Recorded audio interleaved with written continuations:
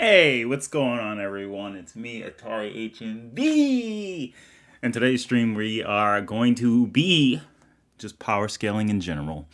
Nothing more, nothing less. Okay, maybe a bit more, but nothing less, of course. Just keeping it very basic, very simple, keeping it very meat and bones. So let's go ahead and say hello to the chat today. So we got no names left. We got L Boyd.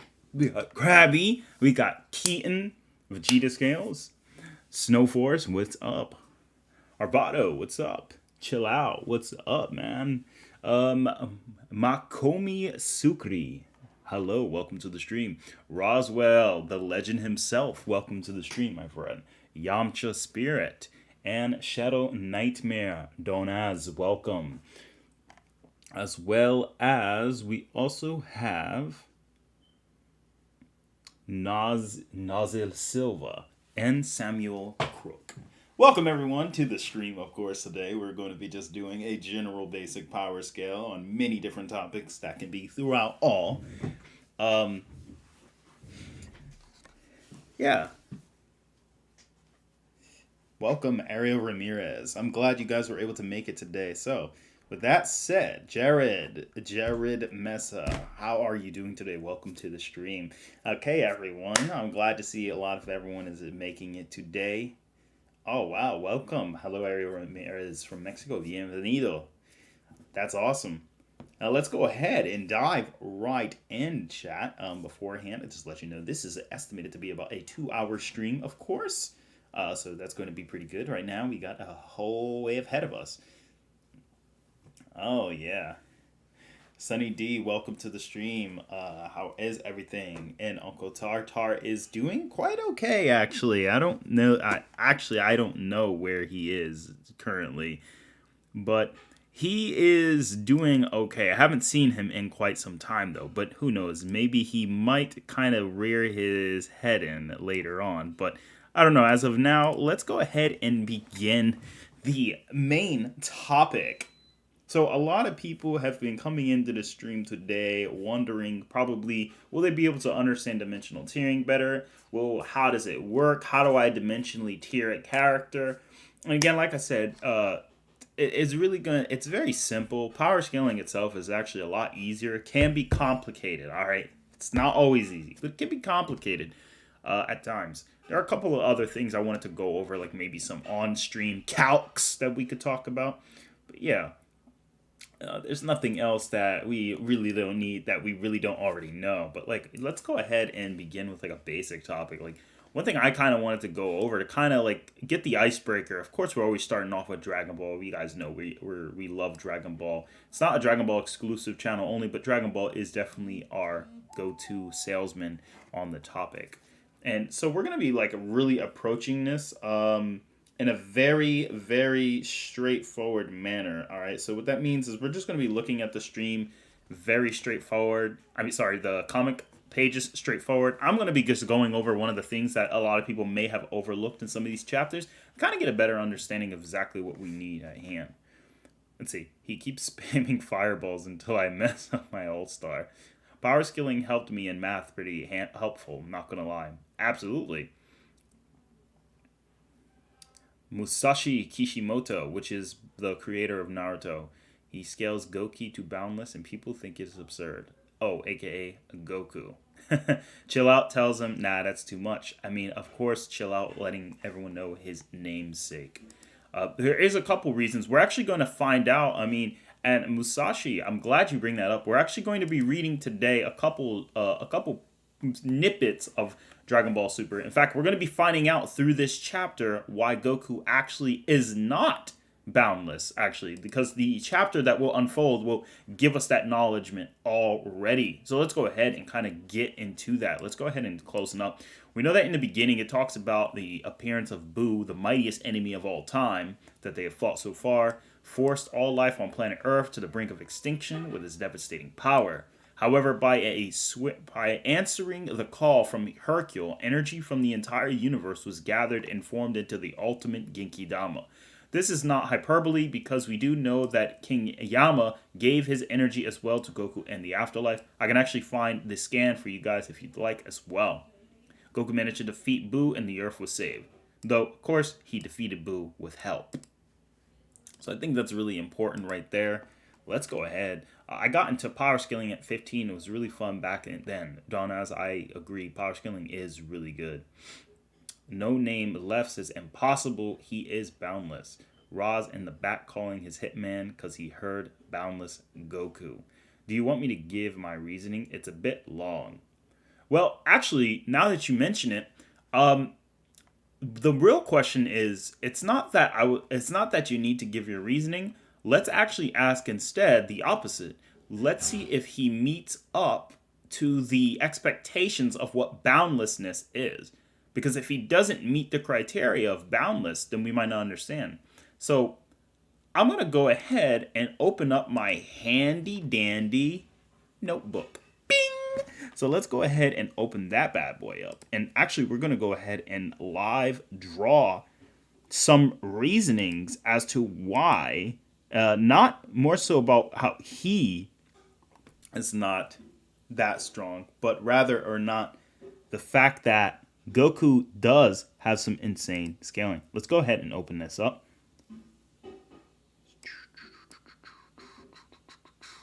And with that said,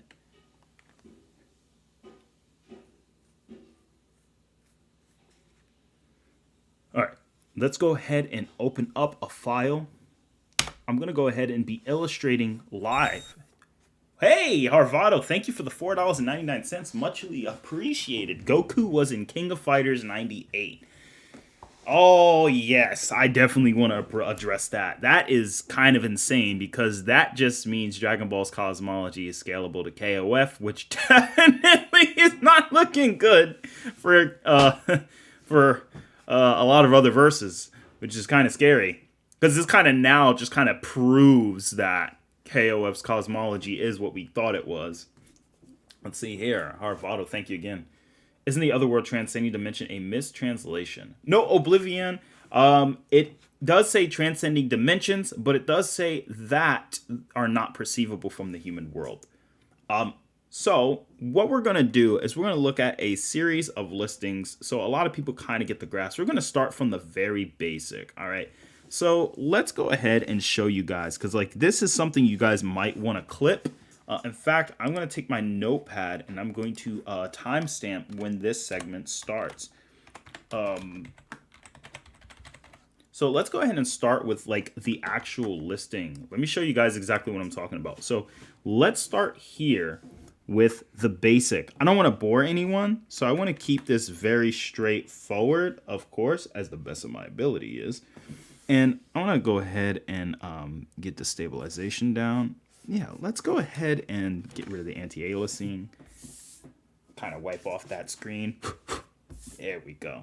All right, now let's go ahead and begin. So obviously you have a lot of things. You have what we like to call in the start is wall level. Now, wall level is like when a person can break a wall. There's even lower levels such as street level. I mean, it's very basic, but like if you actually, now I want people who are watching the stream kind of tap on the wall in your room, like what I'm doing right now. I'm tapping the wall in my room. Even though I can hit really hard and I can kick extremely hard, wall level can vary. I can be considered wall level if I'm compared to, a thin sheet of, 5x8 sheetrock. All right, I can probably drive my foot through it if it's set up in a particular way. So I can be wall level in fragmentation. I can probably, somewhat stomp it, a little bit, and, my foot will go through it, as you can see in this diagram right here. But obviously speaking, wall level can also vary. It can even vary by having bricks included. So if you think about the shingles, the bricks, the thicker levels of plywood that make up your house, the insulation, and much more, that is a lot to break through. So even wall level for us is already absolutely like skull crushing. If somebody was wall level to the level of bricks, even with sheetrock, they can honestly kill a single human being in one shot. And that's going to show you how crazy wall level is. Bullets don't even go through wall level of certain calibers. So again, wall level can really vary depending on the circumstance. Now that's a very, very, very basic. Houses are usually made up of multiple walls. So again, depending on the house, that is going to depend on the wall level. That's also what we know as small building level.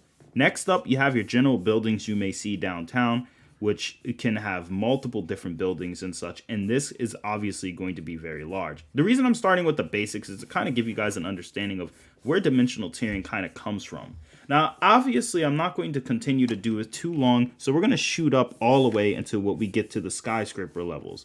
Now, obviously, a skyscraper is building. Now, if we're talking about city blocks, that's going to be something a little bit more intricate. Okay, with city blocks, we get a lot more. We get like entire buildings that can stretch along a block that's about at least the bare minimum of a quarter-mile long.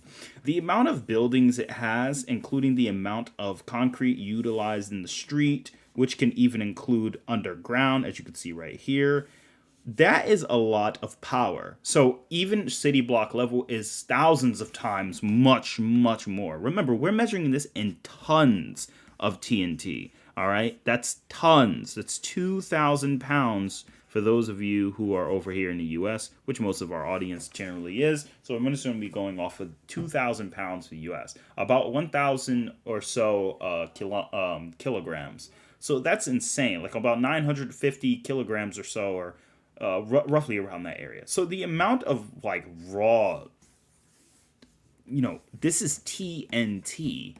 All right. You don't even need a ton of TNT to blow up a wall. You just need like a pound of TNT and to blow up a wall. So the fact that you need 2,000 tons of that, or almost literally about 200 million times more of that just to do a city block, is absolutely absurd. Oh, the only French fry? I don't know what time it is over there, but depending, bonjour or bonsoir. Hope everything is going well. Hope everything is très bien. All right. Pardon me for my, distraction there. So obviously we got city block. Then we go into the obvious city levels. Then after you get into city level, you get mountain levels. Some mountains can literally dwarf entire cities. Cities can also span out to miles and miles. So, like, I want you guys to think about it. What state do you guys live in? If you literally live in a particular state, I want you to really sit back, relax, and think about, like, where you live at. All right? Now, the reason I'm trying to paint people's mind is because I'm trying to let people know, like, this stuff is not, like, that simple. So let's go ahead and get downtown Chicago, for example. Do you see this? Now, I want you guys to pay attention. There are a couple things to look out here. That is the horizon. Now, based on the field of vision, we are about a couple 100 feet high in the air. So I'd say we're about roughly 400, 500 plus feet in the air. When certain field of visions allow you to see further, but at about 500 feet in the air, you could see I think it's about 20 something miles over the horizon. So literally we could see quite far, even to the point where the curvature of the earth may eventually come out, but it's not visible from here because the earth is absolutely mind-bogglingly huge. So as you could see, like, think about it. Just a city block incorporates like All Might from My Hero Academia can like obliterate this segment I got highlighted right here, like with a single punch, just a shockwave off of it, including even this. So when you really think about that, he would be considered a absolute god in our world. Like I don't think people absolutely understand how ridiculous that is. This building you see here is equivalent to the building that Yujiro shook by just his presence. Yujiro shook the building and had all the windows and walls cracking. So even if you don't acknowledge Yujiro as being very strong, he's still large building level, which goes to show that Yujiro is no joke at all, and he can easily hurt you. If he could do that with just his presence, imagine what a punch from him feels like. So again, I'm just kind of give you guys the basic idea of exactly what I'm talking about when it comes to these things. All right, now let's go ahead and dive into the bigger problem. Let's go to skip overall. We're going to kind of skip the majority of it. I want you guys to know that that's all within just a city. Then mountains. Mountains can be extremely huge. Let's go ahead and get Mount Fuji into the example to kind of give people an idea. We're 6 minutes in right now, so this will take a couple more, and then we'll kind of describe the insanity. So when you have like a mountain like Mount Fuji, right, or Yama Fuji, you absolutely need to understand that Mount Fuji is so mind-bogglingly big. That's not even a good picture to represent Mount Fuji. Let's get something even greater. Mount Fuji, which would be considered large mountain, is absolutely a gargantuan beast that even from it looks like we're about 75 miles to 100 miles away. Even from about 100 miles away, we could still see it visibly peaking at its apex where the clouds are below it. So a lot of people don't realize this, and this is an entire city on the bottom. Mount Fuji itself is bigger than the entire city we see on the bottom. I believe this is Osaka, if I'm recalling. So with that said, that's absolutely bananas. All right. I believe this is Osaka or Tokyo, but I'm not 100% sure. But either way, this is absolutely mind bogglingly crazy. And the fact is that, characters can like obliterate this thing, no problem. People need to really sit down and think that is not weak. I think the problem is we get so caught up in this universal stuff, we don't realize this stuff is not weak at all. Like, this stuff is, like, that doesn't even make sense for somebody to destroy something like that. So, now let's go over into the next tier, which generally is island level. Now, remember, a tier is just a ranking, okay? Everyone has a different rank. Every character can rank to a certain tier, and every tier can give us a certain, level of power. And can display a different level of strength. Each tier is obviously going to be changed deriving from the next. And obviously, depending on the tier you go for, that will determine exactly the raw nature of its power. A tier is just literally a list of ranking. It could go from level 1, level 2, level 3. So when we say dimensional tiering, we're talking about tiering of measurements. Dimension is the ability to talk about 2D, the 1D right here, 2D right here, and then the 3D right here. Now, why is this 3D? Because it goes in a different angle. This one goes this way, this one goes straight, this one goes down, and this one goes, yeah. So as you can see, and then we put it all together, and there you go. So those are dimensions, right? These are generally dimensions. Looks like a trash can. Yeah, it kind of looks like those trash cans you see, like the trash man. But anyway, you get the point. Basically, this is three-dimensionality, all right? All right, so this is three-dimensionality. That's essentially what it is. It comes down to that. Now, we're not even just talking about... Now, 3D objects exist, but they're not always infinite. Obviously, a trash can is finite. But when you're talking about a space... Now, before I even get into that, let's just kind of talk a little bit about Earth, all right? So Earth is so mind-bogglingly huge, it doesn't even make any sense. But then you factor in that Earth in comparison to Jupiter is like this. Like, I mean, come on, think about that for a moment. Here's the eye. And you got to really factor in, like, there are characters like Saitama who sneezed this entire thing away. His freaking sneeze. A sneeze is more than 400,000 times weaker than a single person's punch. So Saitama, just off of his sneeze scaling alone, you can easily get Saitama to medium star level in some cases, depending on how we really talk about it. Obviously, that depends, because certain sneezes hold a lot of energy in it. So it depends on how you really want to go about it. But you get the point. Let me go ahead and read chat for a little bit and take a moment to let everyone soak that in. When you start to scale more fictional verses like Prototype, Infamous, Azure Lane, you realize how strong you have to be to destroy a building. I agree, Elboy. How strong is Azure Lane? Okay, let's see here. Since a lot of new scalers and people scale everything and everyone to universal to outer, they leave out the weak characters because they only destroy cities, continents, and islands. How would you scale the power of Morgoth Rising 3 volcano mountain ranges relative to the size of Mount Everest and Angband?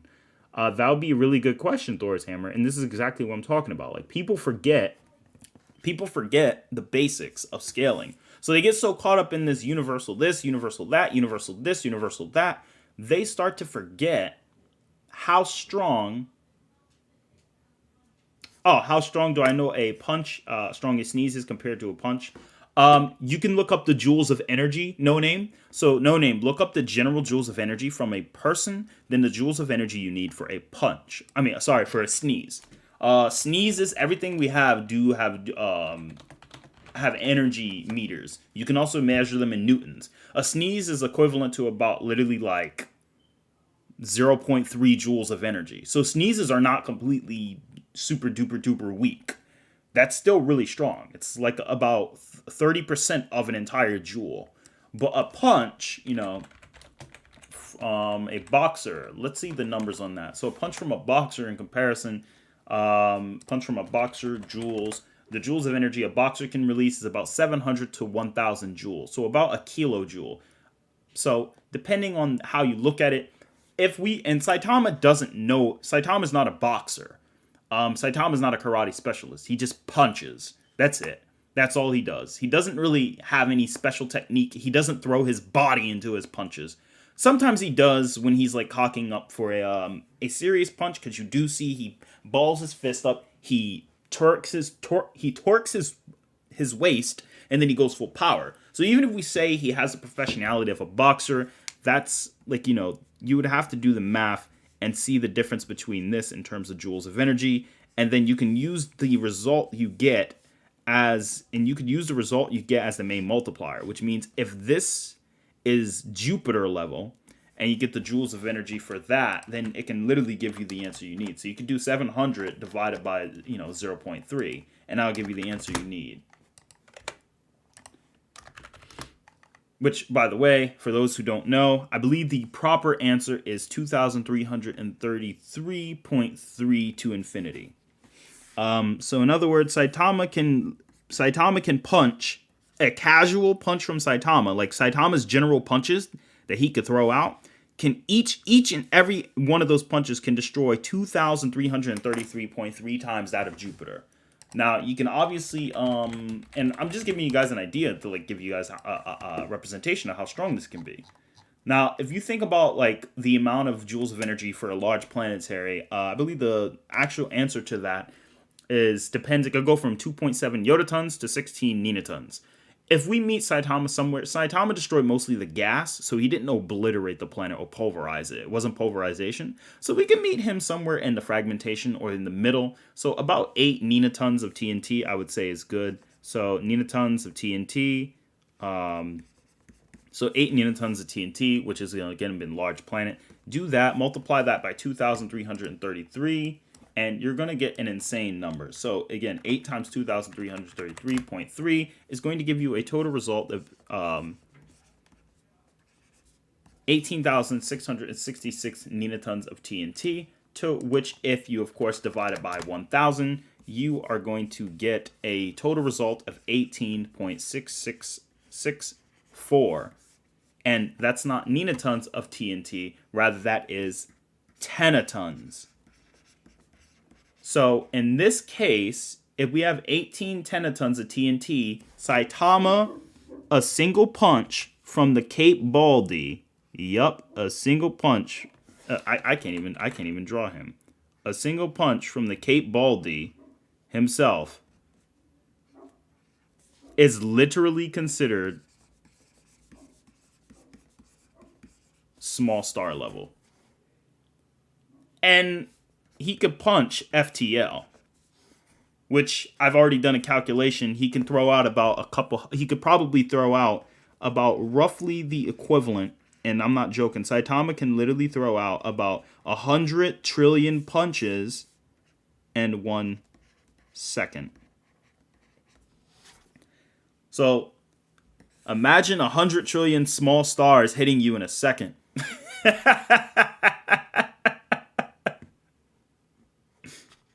So yeah, Saitama is very, very, very, very, very, very, very, very, very, very, very strong. Very strong. And kicks are about 3 times this amount of power. So again, we're not even factoring in that. At about 136 tenatons, you can actually get star level. So when Saitama farted on and then near the star, and it looked like the Earth was freezing over. I'm not 100% sure if it was. Saitama may have actually destroyed the star, and the Earth may have frozen over. It could be actually what they're implying before they reverse time. But I hope this kind of makes sense. So yeah, Saitama is, that bald head is not bald for a reason, all right? So Saitama, literally, a single punch is star level, and he can hit you 100 trillion times in a second since he has FTL, even FTL plus. And this is just base FTL. If I went FTL plus, Saitama could literally hit you 100 quadrillion times in a singular punch. So don't let me go there, because if I go there, then yeah, you're not gonna have fun fighting him. To which, obviously, at that point, Saitama will obliterate any character, even if you're star level. I mean, it's like, all right, this character is star level. Let's talk about like a star level argued character. It's like, well, this character might be star level. It's like, I mean, it doesn't matter, because Saitama's single punch from his fist is star level. All right, his single punch is star level. Think about that and let that sink in. For those, even if it's small star, for those who don't understand what a small star is, let me go ahead and give you just a kind of visualization about what a small star would actually look like in the comparison to that of which we live on as the planet Earth. So even if it's a small star, I want you guys to look at the difference. Okay? Here we go. There we go. All right, so now that you guys see this,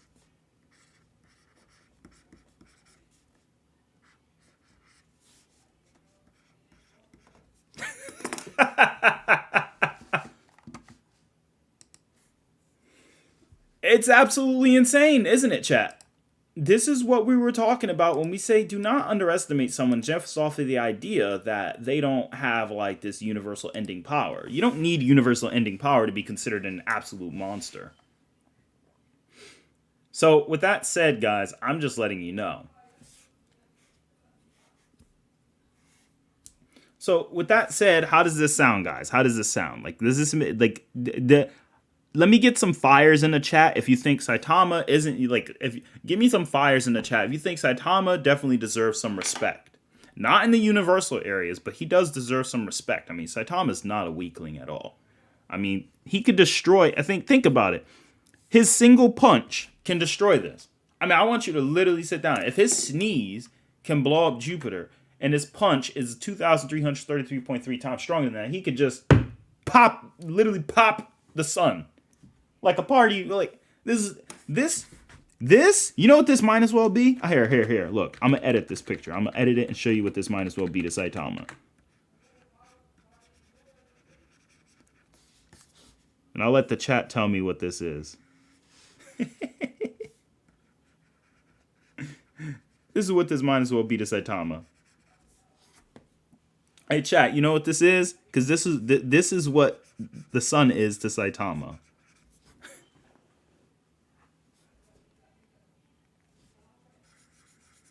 Yep. This is what Saitama has to deal with. This is literally what Saitama can do to the sun. This is the sun to Saitama. A singular punch from him. I agree. Vegeta Scales brings up a very, very, very good point. Saitama is a very, very, very, very, very strong character, but gets brought up and compared to the wrong people. The reason he gets brought up and compared to the wrong people is because when you see Dragon Ball, everyone wants someone to fight Dragon Ball. Dragon Ball is like, Dragon Ball has been known to slap a lot of verses up because there's almost no equal. So again, that's what it comes down to.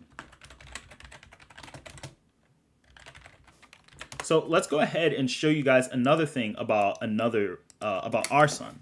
So again, the sun compared to even some of the larger stars is sometimes hundreds of thousands to billions of times to a million times smaller than some of the biggest stars out there.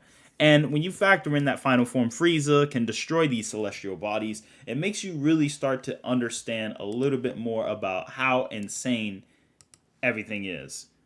So for those who don't understand this, there's even a smaller star known as VXY Canis Majoris, which obviously this is a super large star. That is our sun in comparison. It's invisible, and this is Earth. So obviously, when it comes down to it, this star is not even a pixel on the Milky Way. In fact, when people look at the Milky Way, a lot of people don't realize that our Milky Way is so much bigger. You see the biggest pixels in this picture, which this is just an artist rendition. We don't actually have real pictures of the Milky Way, no matter what NASA says. But anyway, see this? This is just an artist representation. Even the smallest pixel, like if I go real close, you see that? Look at that, look at it. See that right there? Now let's get so close. See that? Boom. You see that pixel? I'm gonna make this pixel, I'm gonna bring it on another layer. I'm gonna make the pixel red. Then I'm gonna add an outline to it. I'm gonna make it the smallest outline. Let's say the outline is the light that shines from it. I'm gonna back up. We're gonna go at 100%. Can anyone find it? Can anyone find it?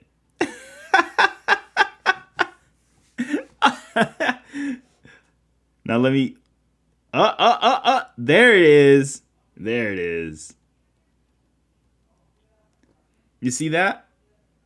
That right there. Let me put it in red. Boom. That right there. Let's zoom in. Let's zoom in. See that? That star. Now let's get rid of the edges. See that dot? Boom. Boom. Don't lose it. Still right there. It's still there. Don't lose it, chat. Don't lose it. It's right here. Still right there. We're going to back up a little more. That right there. That star that we just saw is not even that big in comparison. It's like half of that pixel. And that's just the Milky Way. All right? So now that you understand how much bigger a star is, how much bigger a galaxy is than a star, all right? People need to really sit down and think about this. Like, this is not weak sauce feats when a character can do this. Look at this. Look at this. There are galaxies that dwarf our galaxy. So when you're looking at it from this perspective, you have to really sit down and think. You know, it's not a simple battle. And I want you to look at, like, examples. Here is an example. Do you see that? Do you see this gargantuan baboon? Or maybe not a baboon, but do you see this dragon? This is not a joke. And some of these galaxies dwarf our Milky Way. You know why? I'll show you why. I'll show you why. I'll get you another picture. You see that? Do you see that? These pictures are not even touching his skin. These pictures are actually in the foreground. These galaxies are close to the camera. So if we actually bring it to his skin, it might not even be a pixel. Do you know how many pixels Zalama can actually be in comparison?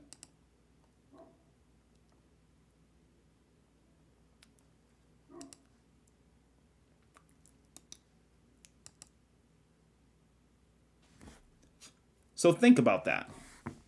Never knew reptiles were primates. Yeah, L. Boyd got me. So he's 103 dimensional, but still doesn't mean he can defeat still characters. And we could talk a little bit about Anos. That dragon gotta be multi-galaxy. The dragon is likely the size of the observable universe. Now, you can argue inconsistencies in Dragon Ball. And I'll talk about those inconsistencies. Because Dragon Ball, there are planets that are galaxy size. And I don't even think it's an inconsistency, to be honest with you. I think there really are genuine planets that are galaxy size. I think that's just how Dragon Ball is. I don't think it cares about being consistent in logic. I just think it cares about being as impressive as possible. Because remember, some of these galaxies are absolutely gargantuan. To give you guys an example of what I mean is Zalama actually does, Super Shenron actually does have a comparison to a small planet. And I actually have the image of it. Or not small planet. This is not Saturn. This is another ring-like planet that dwarfs entire galaxies. Now, there are people out there who might think, Atari, that's stupid. That's just an inconsistency. But I would say it's a consistent inconsistency. And I'll give you an example using another image from the OG Dragon Ball that I probably have used before. But for those of you who don't remember when Goku and Vegeta powered up, I did show you an image of them transitioning over to the afterlife. Here's the image of them transitioning to the afterlife. The same ring-like planet See that pink mist? That pink mist is a transfer image. Because Vegeta was powering up. You see that galaxy right here? And you see this? And then this pink stuff is transitioning over into the afterlife, where we get this screenshot. So that doesn't mean it's the same size as the Daikaio planet. Daikaio planet, in my opinion, is multi-galactic. Some say infinite. I think either argument works. But either way, the consistency is that Dragon Ball has planets the size of galaxies. Now, is Namek one of those planets? Absolutely not. There's plenty of evidence to prove it is not. Are other planets those planets? No. Unless stated, we don't really know. And if we're not given an image size comparison, no character has absolutely dealt with planets of that magnitude. These planets are just isolated somewhere with a ring around them, with enough gravitational pull to not pull the other galaxies within themselves. Hello, Vexify. No, you did not miss. The stream is going to be another hour and 20 minutes long.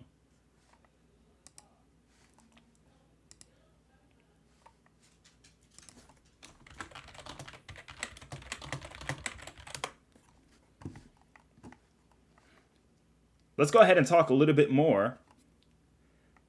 No worries about Adonis. It doesn't bother me. I just want to talk a little bit more about that. So now that we understand the galaxy, we got to understand the universe.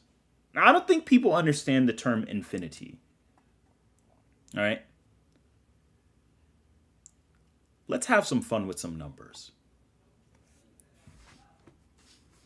All right.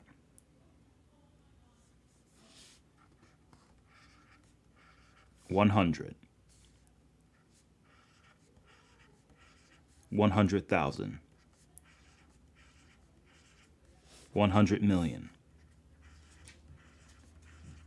100 billion. 100 trillion. These is probably the maximum amount of galaxies that we know that exist in the greater part of the observable universe or outside. But let's get bigger. 100 quadrillion. 100 quintillion. 100 sextillion. 100 septillion. 100 octillion. 100 nonillion. 100 decillion. 100 undecillion. 100 duodecillion, 100 tredecillion, 100 quadrodecillion, 100 quindecillion, 100 sextodecillion or sexdecillion, 100 septodecillion, 100 octodecillion, 100 nondodecillion, 100 ventillion. How big do you think Dragon Ball's Earth is? On Discord, I heard that it's 36 times bigger than our Earth. If that's the case, are Saiyan Saga's characters now 36 times stronger than we have them at? Interesting question. Thank you so much, Dark Knight, for the $10 donation. Dark Knight, thank you. Wow. Let's go. All right. So, you guys get the point. Before we go into that, we're at Vengentillion. If we go at Vigen undecillion, Vigen duodecillion, Vigen twedecillion, we can keep going, guys, all the way, even until we hit a Google or a Googleplex. But this doesn't do anything. Infinity cannot be reached in reality. Theoretically, it could be reached, but it actually isn't reachable because infinity transcends numbers. Okay? Period. It transcends numbers. That's why, even though you can use bijection, you can only use bijection in terms of cardinality. So now that we're done with that basic, when you're talking about an infinite size universe, it's absolutely baboon-like. It's crazy. And so when you think about it, imagine this is a universe that expands infinitely. Right? Now, that's an infinite universe. I want you to imagine every star, black star, to be a universe. You see that? No, let's get even more creative. Every one of these dots are universal. Every last one. All of them. All these are infinite universes. What's this? Okay, but Atari, how big are they? They're infinite. Let's say they fold on the fourth dimension. They have time. Remember, time goes forward and back infinitely. Anti-time and passive time. The presence is anecdotal. All right, so presence isn't really a thing. The polarity is you have negative time and positive time. So negative 4D, I guess, in a way, but not necessarily. But the point is, you have these measurements. Remember, 1 second to 2 seconds is infinitely big between each other. Like I can say 1.1, 1.2, or I could say 1.21, 1.2, or I could say 1.9, 1.9999999. How much smaller can I get before I get to the true Planck second? There's no telling. So, the fourth dimension is infinite. But what about the space between this white space? What is this white space? Highlight, Atari. Oh, all this white stuff?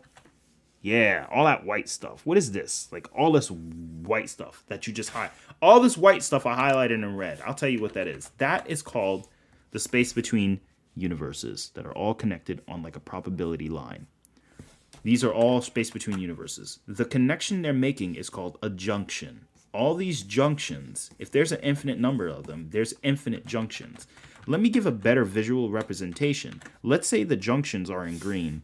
Let's go ahead and show you what those would look like. If a junction was in green, all of these are cross junctions, all different infinite amounts of 4D universes connecting through the 5D world line.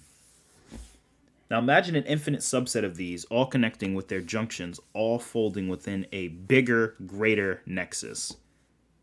That is what we would call the fifth dimension in terms of dimensional tiering. Okay? Remember, a fifth dimensional construct is not the same as 4D plus 1D all the time. 1 for time and 4 for spatial. That's not always what we're going for. And it also doesn't mean it's just 5D spatial by itself. All right? There are two types you can get away with this, but this is none of those. This is a construct. And so a construct is basically the construction, the build of it. The build of it is reliant on the junctions of infinite junctions with infinite 4D worlds that all connect within, that all 4D worlds are infinitely containing an infinite number of 3D universes that are all infinite themselves because it contains each state. What we're saying is, if this is this is why we use the term dimensional tiering. It's a tiering of measurement. Each measurement of infinity has a new tier. If you have infinite 5D worlds, you're going to get the same thing. You're going to get 6D. Infinite 6D gives you 7D, 8D, 9D. You get the point.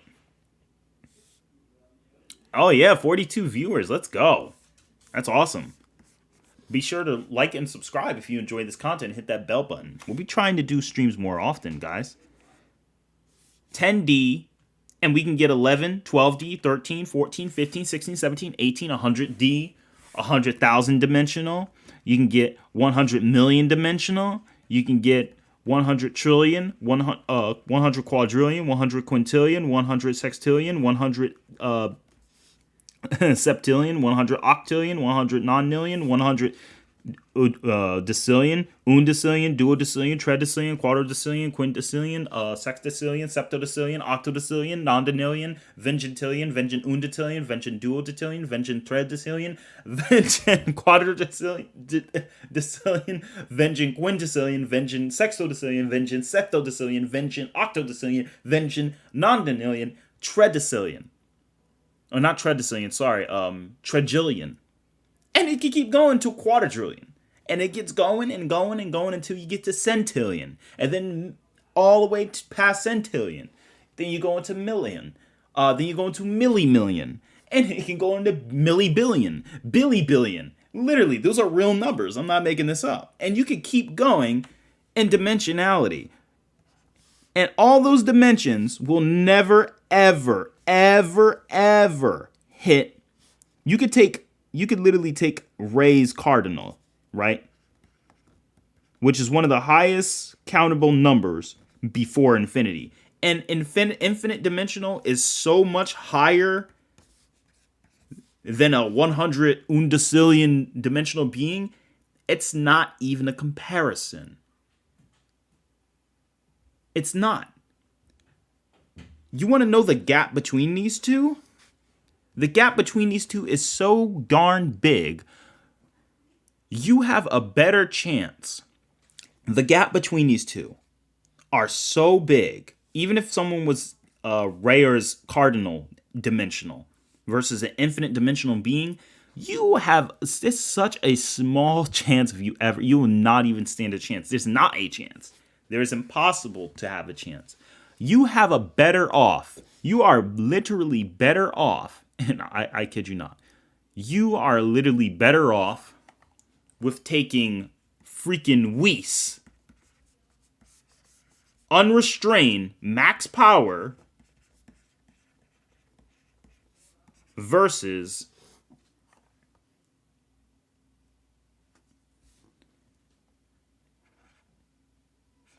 a germ. Yes. A literal germ that I can solo and kill with hand sanitizer. A literal germ has a better chance on beating Whis, an immortal, than this dimensional being has on even touching this pair. That's the gap. The gap is so ridiculous. Here's the thing, though. Even with infinite dimensional, can I get infinite D on top of infinite D? Yes, I can. But can I have Aleph Null infinite D? Can I have infinite D to the Aleph Null power? And then can I have Aleph Null to the Aleph Null infinity to the Omega Null? Can I stack these infinities? Can I have Cantor? Can I have Cantor's ordinal? Again, I can. There are so many levels of infinity that I can talk about. I might even lose you, chat. All these infinities don't mean a goddamn thing to a being who is outer versal. All right. Outer versal being is beyond dimensions. And when we say beyond dimensions, we're like, here's what people mistake. You see, a character can step outside the boundaries of spatial dimensions. So if this is spatial and this is temporal, a character can step outside of it. Characters can do that. But that doesn't mean they can destroy an infinite subset of these. That does not equal that. That does not mean that. That just means they have different ranges of motion and can access higher dimensions. But that doesn't always mean they can destroy the dimensions they came from. If we travel to the fourth dimension, does that mean we can destroy it? No. So don't get that twisted. That's number one. Travel fallacies. Oh, because he can travel there, he can destroy it. That's a travel fallacy. Now, what happens if now again, what happens if an outer versal being was to, destroy, like, for example, let's say the afterlife does transcend dimensions. That doesn't really tell us much because the whole idea is dimensionality is not the same as construct, all right? Dragon Ball is based on constructs. If a character said, I'm infinite dimensional, we got to look at the context. What do you mean by that? Because are you infinite dimensional as in, 100, like, for example, 100,000 dimensional being is infinitely greater than a 99,999 dimensional being. And one 100,000 dimensional world holds up to an infinite number, an infinite small number and large number of countable and uncountable infinities of 999 dimensional worlds. All of these, there's an infinite number of these 999,999 dimensional worlds in this singular 100 dimensional construct. And the 100 dimensional construct is infinitely greater. All right, it's infinitely greater as this is literally so small. Even if you got this infinity of 999,999, it's not even comparable to an infinitieth of this 100 dimensional being. So when you factor in that there are subset infinities greater than the prior infinities, no, there's no way. We're talking about characters who can destroy these concepts. That's why it's called dimensional tiering, and that's why we usually label it under destructive capacity or of attack potency. And what I can see is that outerversalism doesn't care about none of that. It doesn't have a limit because there's no dimension. When you're beyond the concept of a dimension is a measurement. And I'm going to prove it. Let's go ahead and get the original definition of dimensionality before we continue to move on to the next subject. All right. What is a dimension? All right.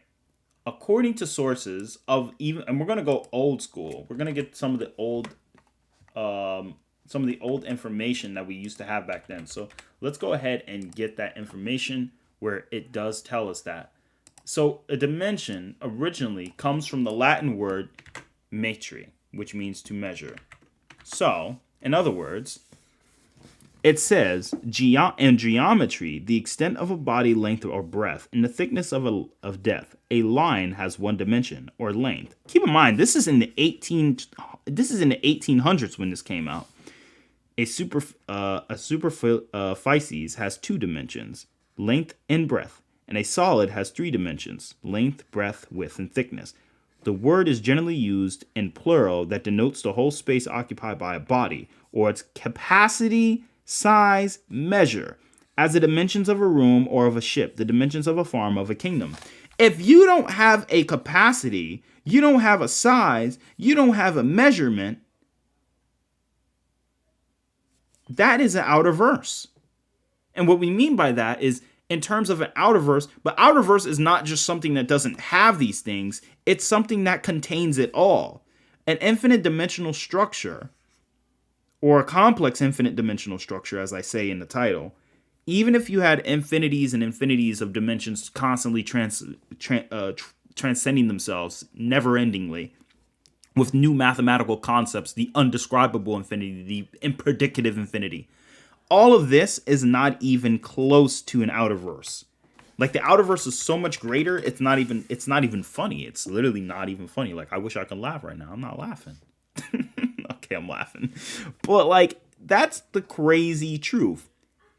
Outer verse is infinite because you can't measure an outer verse. There's no measurement. And the thing is, just because you can move to an outerverse doesn't mean you can destroy an outerverse, because an outerverse doesn't have, let's go over it again. An outerverse doesn't have capacity, size, or anything to measure for us to even scale. How would you destroy one? There is no attack potency on it. That's why when we say the speed for outerverse, I don't know why Verse About a Big Wiki got rid of it, but they had the right category. It's irrelevant. Speed is irrelevant there. There's nothing to do at that point. So boundlessness is literally the ability to, you're not bounded. It is what the title is. Bound is there's a limit. Outerversal was the original boundless back then, but outerversal being can still be bounded to concepts or ideas. All right. A boundless being is not bounded by these at all. They make concepts. Period. It's like a factory. No matter how many apples you try to grow, you'll never outdo the factory that can grow infinite apples. Because you have a time limit and they do not. Even if you had an eternity, you'll never catch up to them. There's nothing you can do. They provide the apples. Because if they just say, all right, no more apples, you can't even continue doing apples. A boundless being can turn an outerverse into an innerverse into a sidal verse, into an inside-out in-betweener verse. A boundless being can get rid of concepts from a literal standpoint of, I just don't even want concept. A boundless being can get rid of the concept of concepts. Because they're not bounded. The word boundless doesn't even really describe their capability.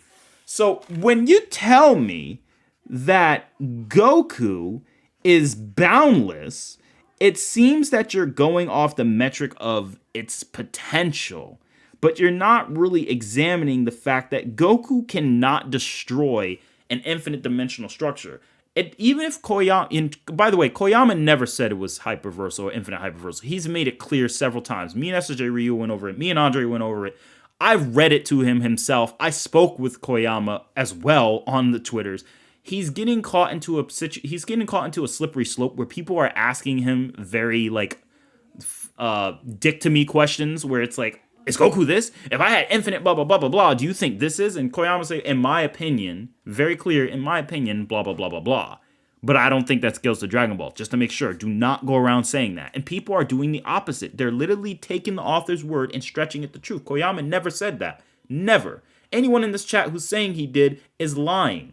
And they will be exposed on the stream right now. Because Koyama never said that. Koyama never agreed there's an infinite transcendent hierarchy of Dragon Ball. And even if there is, that's not outerversal. That's not even complex hyperversal. Even if there was an infinite subset of infinite ordinals, that's a complex hyperversal, that's not even close to outerversal. Outerversal being wouldn't even pay attention. They would be less than a gnat. You can have a universal being like Gygus, and you can have a fruit fly try to fight him. That is the significance of an infinite complex hyperversal being fighting in low outerversal being. There's not even such thing as really a low outerversal being in the first place, but whatever. Because, I mean, in order to be low, you have to be measured. So if you're a low outerversal being, how are you the lower measurement of something that has no measure or capacity or size? Doesn't make sense. So obviously, that's disingenuous as well. That's why I said the Versus Battle Wiki, great system, but flawed. But anyway, regardless, if you're boundless, you could produce outerversal beings like an infinite candy factory. There's no end. So when you tell me something like an outerversal being, you tell me something like Goku. Goku's not even infinite hyperversal, period. Besides maybe Xeno Goku. I can get with him being a hyperversal, but Xeno Goku's not outerversal. Why? Because Beats World, despite it being a video game, and they can add whatever they want to it, the Beats World still has a capacity. It's still a measure. It's still a place. Outerversality doesn't care about any of that. You have to prove like that's a complete void that transcends everything in concept. That's why outerversal should technically be one of the rarest tiers to ever get to. Grand Priest, perhaps. Dragon Ball Xenoverse Grand Priest, perhaps he could be outerversal if we consider that he literally has no one who can measure or compare or even size up to him. I would say that title belongs to Zeno and Toribot. Toribot is boundless. But, and yes, Arale punching him is the equivalent of, me drawing Evive or Monad punching me. Doesn't scale to anything. Unless, if I don't want it to, it doesn't scale. It's an inconsistent outlier. But the main bottom line, guys, pay attention, is this is the truth of the matter. Goku is none of these, period. And I just had to kind of make that, I had to make that very clear, because if you're going to say if Goku is boundless, then every character is boundless. Because Bleach doesn't have dimensions, too, for their astrality. Because they talk about astral and places that do transcend dimensions in Bleach.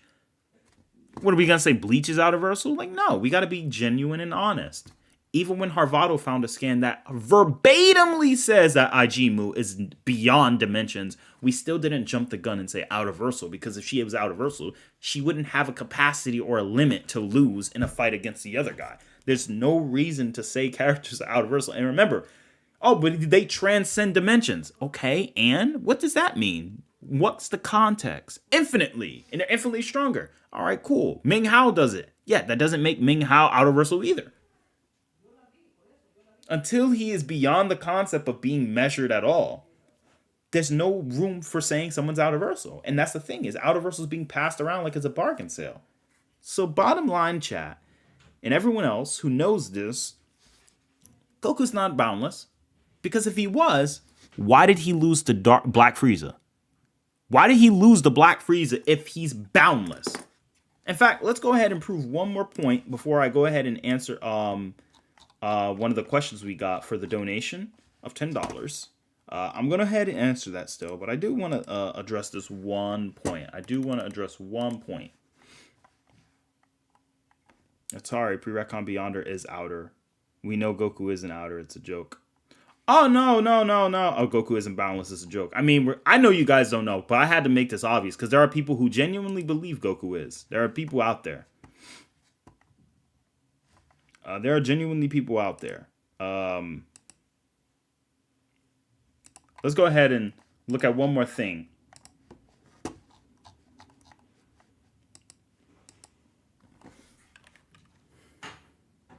All right, let's see here.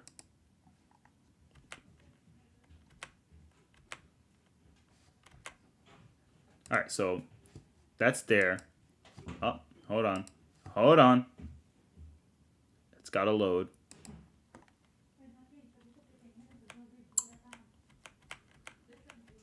All right, so let's see here. Not this scan. I think it's chapter. Let's go to 83. Yep. All right, so let's talk about this.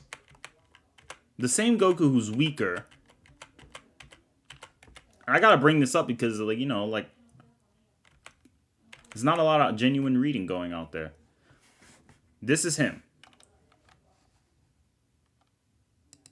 Now let's go a chapter beyond that, before that. Let's go to 82. So when Goku's instant transmission works like time travel. That much is true. Nothing denies that. Goku does teleport to a planet.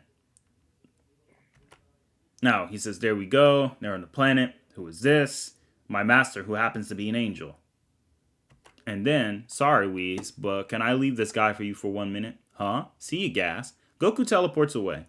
As Goku teleports away, he goes back, boom, boom, boom, boom, boom. Really, really, really fast. Super fast. Nobody even notices him. Most people kind of notice him, but he just phases in and out. Whatever. Did he just... No way. And then Goku's back. And then he's like, crap, where did he go? If you must know, Goku's returned to planet Cereal. It's a distance too great for you to warp directly. So, this is a limit. Is that a limitation? Yes, it's a limitation. Even Goku had to go from planet to planet. Couldn't use it. Which way is planet Cereal? That way. Gas does. He leaves at massively faster than light. Probably sextillions of times, octillions of times faster than light, considering the vastity of Dragon Ball's universe. But, as he's going on, they're talking about gas. Listen to you, deep down, are you really the son of Bardock, etc., blah, blah, blah. And Whis is telling him, how many times must I tell you, discover your own version, etc., blah, blah, blah. And they're talking about gas is coming back. And that's all. It's all they're talking about. He could fly through space, and he should reach your location within 20 of your Earth minutes. It takes him a finite amount of time to travel a finite distance.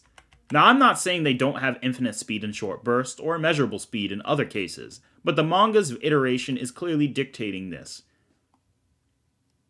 So as you can see, he's literally going at ludicrous speeds back to the planet. And it takes time. So I don't want to hear this whole, like, you know what I'm saying? Like, people gotta relax. It's like, I think Goku's infinite speed. I think Goku has immeasurable speed, compounds, in combat. But I'm not going to be disingenuous and lie and say that he's constantly immeasurable. Goku got to power up into that. Like right now, as Goku is, he's not immeasurable. He's not infinite. But when he's powered up, he is. When Goku powers up and he actually starts trying, yeah, he is. He's mad quick. Anyway, though, I hope that makes sense to you guys.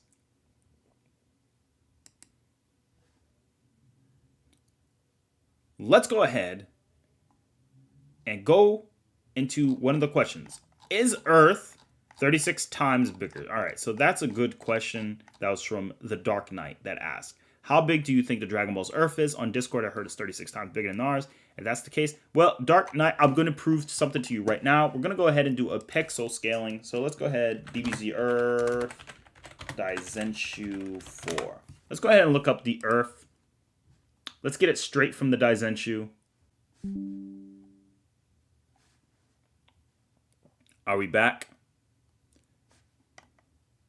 Woo!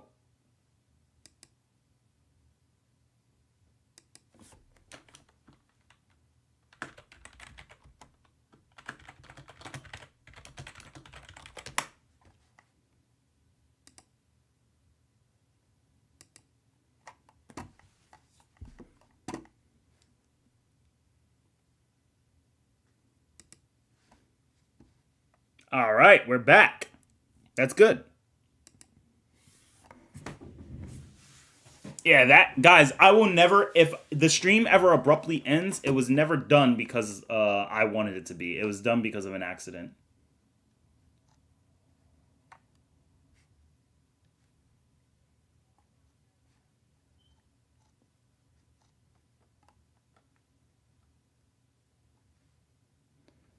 All right, so now that we're done with that, and we talked about the universe and Dragon Ball, let's go ahead and open up Microsoft Paint, which is going to give us the details that we need. Let's go ahead and do a pixel scale to answer the Dark Knight's question. So if we go ahead, jump right in, let's go ahead and bring this up right now.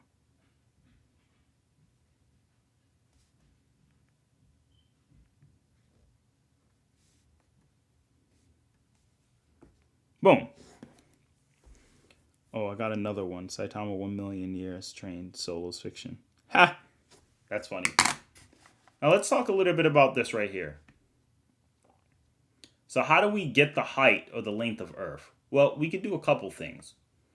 We have the Red Ribbon Army, and then we have Korin's Tower. All right. What do we need to know about these places? Well, there's a scan that kind of tells us. All right.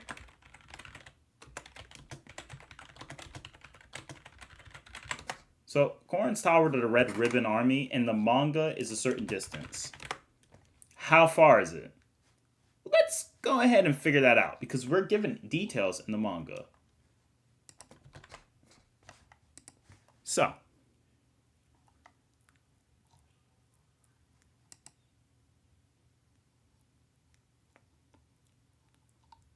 let's go ahead and grab an image to let them know. So, here we go. Let's make this as accurate as possible. This is based on this scan, 2,300 kilometers. Well, then I should be back in about 30 minutes. So, that's extremely fast. 2,300 kilometers. All right. Now that we have the number, let's go ahead and get the basis. Korin's Tower. Let's get a little close up in here. So now that we actually have an image of Korin's Tower, let's talk about we're going to use the baseline here, and we're going to get the Red Ribbon Army. So we're going to use the red line to indicate right here, and then we're going to get a straight line. Obviously, he traveled a bit more diagonally, but we're going to use this for a very basic straight line, so we don't have to get too overcomplicated. Let's go ahead and get ourselves a light blue, and start from here. As you can see, the pixel numbers will tell me at the bottom. So let's say he's at the edge of it to lowball it. And that's about 64 pixels down. So 64 pixels. That is very good. Now that we understand the basics of that, 64 pixels is exactly what we need. All I gotta do is pull out a calculator now and just take 2,300 and divide it by 64 pixels, which means a single pixel, one pixel, is equivalent to 35.9 kilometers. That's very good information. Now it's going to tell us the rest of what we need to know to get around the planet. Let's go ahead. If we go ahead and take this right here, and yep, just about here at this pixel, and then we stretch all the way to the end, according to the map, it says we have 898 pixels. So I'm going to round it off to about 900 pixels to give Dragon Ball the benefit of the doubt. So 900 pixels. So we take the same number of 35.9 and then we multiply it by 900, which should give us a grand total of 32,310 pixels. Now we need to know how big the Earth is going up. So obviously, let's go ahead and start from here. Let's go downward, and it's 678 pixels. Wow.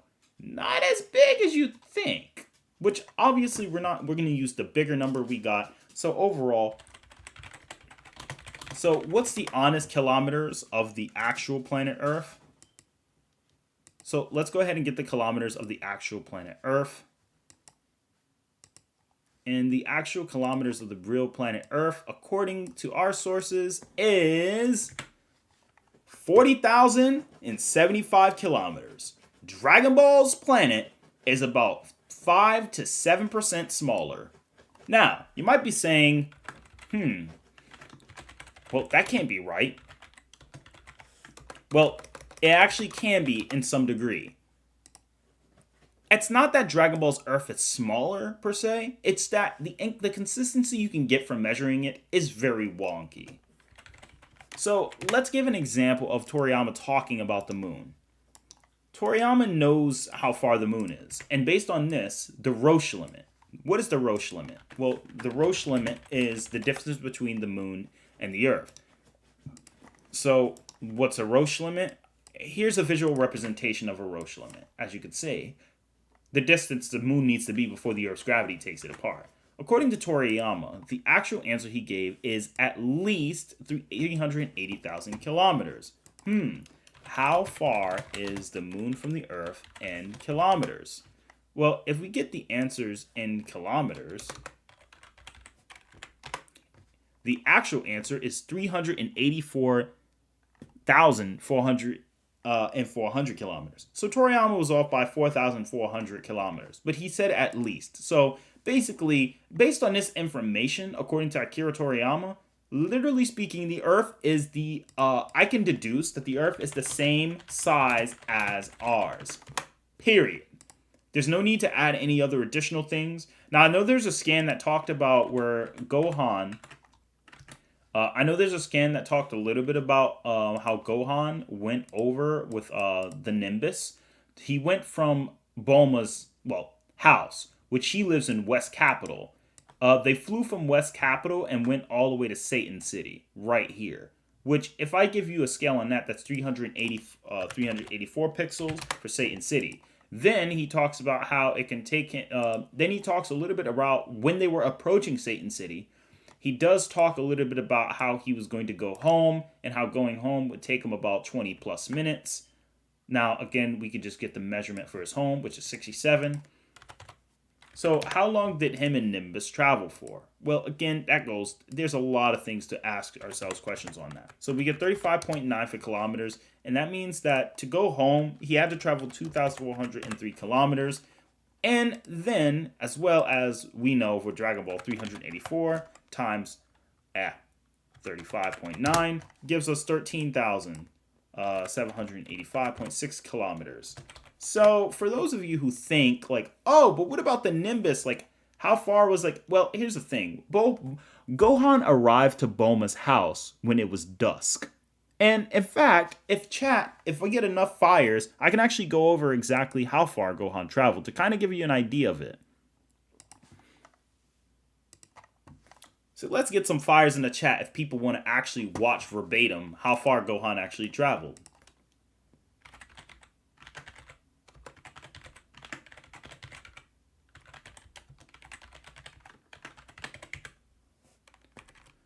Dun, dun, dun, dun, dun. Dun, dun, dun, dun, dun.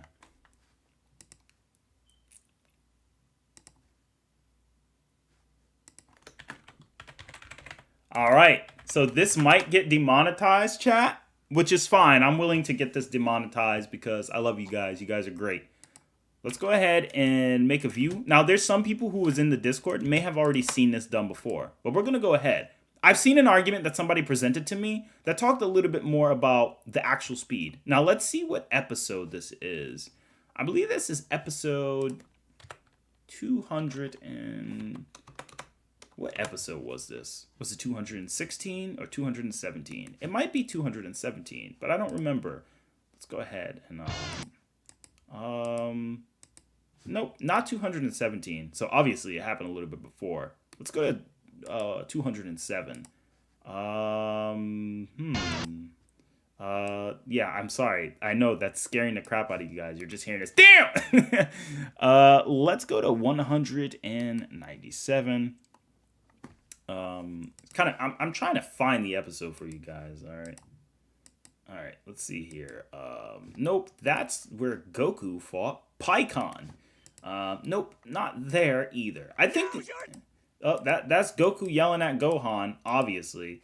Gohan goes to high school. Gohan gets the Great Saiyaman outfit. I think that is 202, hopefully. Let's see here. Yeah. So, yeah, let's go to 202. I think that's the episode we're looking for. And then, let's see here. Nope, not 202. Let's try 201. It was a 201. I could be wrong, but man. All right, this is perfect. So let's go ahead and look at this, guys. Again, this is fair use. So I'm going to go ahead and examine things a little bit to you guys. There are a couple of details we need to take away from this episode, so please bear in mind that. So let's go ahead and begin, chat. So let's talk a little bit about, because I remember before somebody used a similar calc to kind of argue, Dragon Ball being like extremely, extremely, extremely, extremely, extremely fast, or the Earth being a ridiculous size, which I don't think is necessarily always wrong, but I do think it's a bit disingenuous for the most part. Here you go. Let's go ahead and begin. So chat, let's talk a little bit about the scan. First and foremost, we know that Gohan comes in the house and he's talking to Bulma.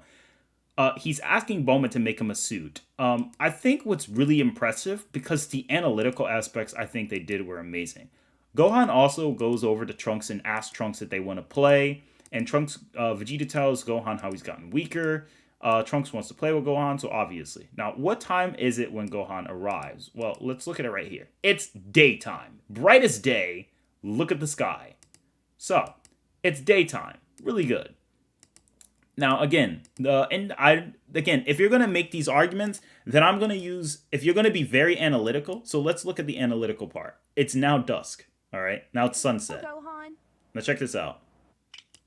So as we can see, Gohan so look at that. It says 5:12. I think this is what the scan was saying. I think the calc was ingenious. I think that taking the time frame into a factor is a really good way to indicate Earth. But I think there's a couple things that can be counter-argued. So it's 5:12 right now. So that means Gohan's been over there for a while playing with Trunks or whatever it may be.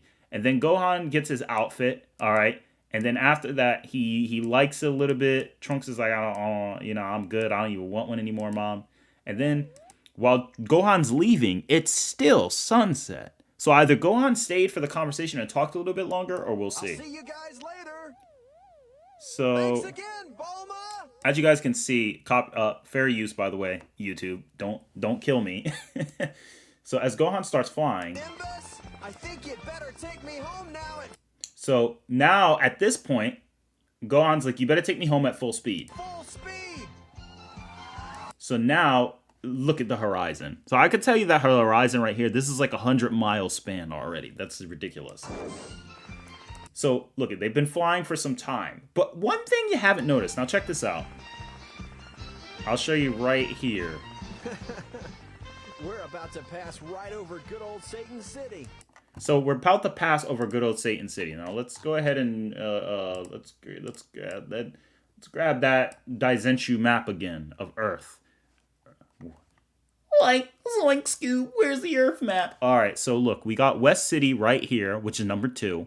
Satan City is number 1, at least the one on the right side. So Gohan's literally going from here all the way over here. And he said, Nimbus, take me at full speed. Now, how long was him and Nimbus traveling for? Well, here we go. Now, as you can see, the horizon is very visible. You see the mountains. Look at Satan City is right here. You see this? See these mountains? These mountains is what Gohan's seeing over the horizon. Look at the detail Dragon Ball has, man. Oh my goodness. But there might have been either this is an outlier, animation mistake, or error, or look at this. Hey, okay. Wait. Fair use, have to pause it, of course. Gohan. I think it's about time to give the city something new to talk about. Now look at the time. It is now 6:23. So if it's 6:23, which we could see right here, but wait a minute, is that 6:23 or is it 5:23? It's hard to tell because you could say that the animators on the line here kind of messed up because it was originally 5. What time was it earlier? What time was it earlier when Gohan checked his watch out? It's 5:12. So could you say it's 5:23 or is it 6? Chat, what do you think? You think it's 6 o'clock? You think it's 6:23 or you think it's 5:23? I mean, it's hard to tell. It looks like it clearly says 6. But again, the animators could have made a mistake and they may have forgotten that. But you can also factor in that Gohan may have been cruising on Nimbus for probably a whole like 45 minutes and then said, all right, let's go full speed. Another thing you could say is that Gohan was also saying, another thing you could factor in is that Gohan, while riding on Nimbus, was probably thinking to himself, all right, Nimbus, I think we're high enough. I think you better take me home at full speed. Zoom! And then they just start flying. Here's another factor. Here's the third factor. So that's factor number 1. Animators made a mistake. And it could say something else. Factor number 2. Nimbus wasn't told to go full speed until much later during the flight. So, number 3. When Gohan saw the outfit that he got, he tried it on, and it was still the same time of day with Bulma. Here's the funny part. While Gohan was doing this, and I'm going to show you guys some evidence. Gohan was doing this at a certain time frame with Bulma, and either Gohan stayed and had a conversation a little bit extra with Bulma, and they just skipped over that. Or number 4, let me ask you in the chat, guys. Give me a ice if you think no. Give me a fire if you think yes. Does Dragon Ball Universe have internet? Because I just got a question. Does Dragon Ball Universe have internet? I want to see how much you guys know Dragon Ball.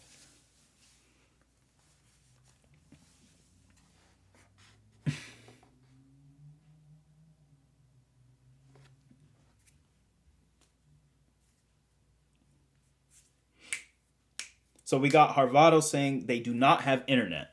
We got fires in the chat from Samuel Cook, Lionel, Ballistic Boo, No Name, and Xeno Vegito saying yes, they have internet. Don't they call each other? Correct, No Name.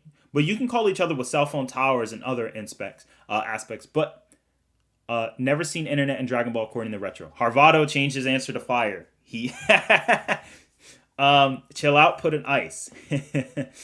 Brazil says they do. All right, well, let me tell you this, guys. I don't know why that pop-up came, but how many of you guys remember this? Remember in Dragon Ball Super, Bulma called Trunks on a communicator, and she was FaceTiming him. Let me see if I can look it up in a different way.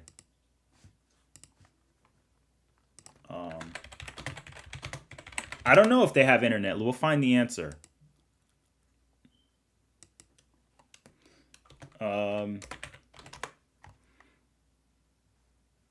Let's see here. All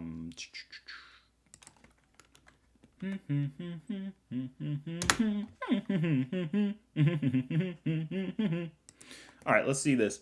DBZ, Battle of Gods, full movie. Let's go ahead. I want to see a certain part. I want to see the full movie.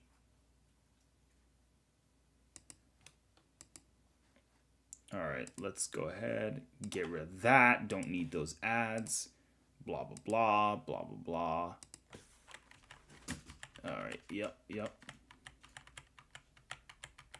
Okay, yep, they were in the room. See them. Let's see here. I'm trying to find it. There's a scene. Let's see here. All right. Why can't I find it?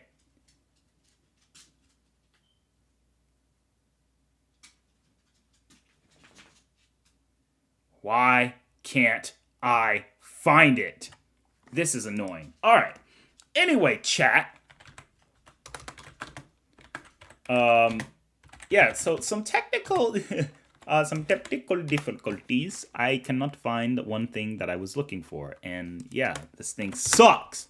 So, with that said, I am going to go ahead and bring up a couple things. Oh, we might have found it. Hold on.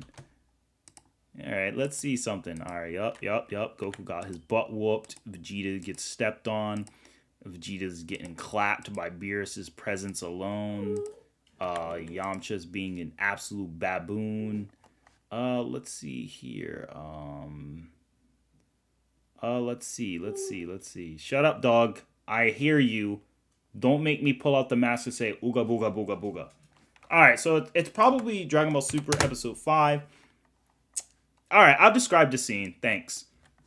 So the scene is very simple. It's from one of the best episodes of Dragon Ball Super. It's from episode 5. And during the episode, Bulma actually does, for those who don't know, Bulma actually does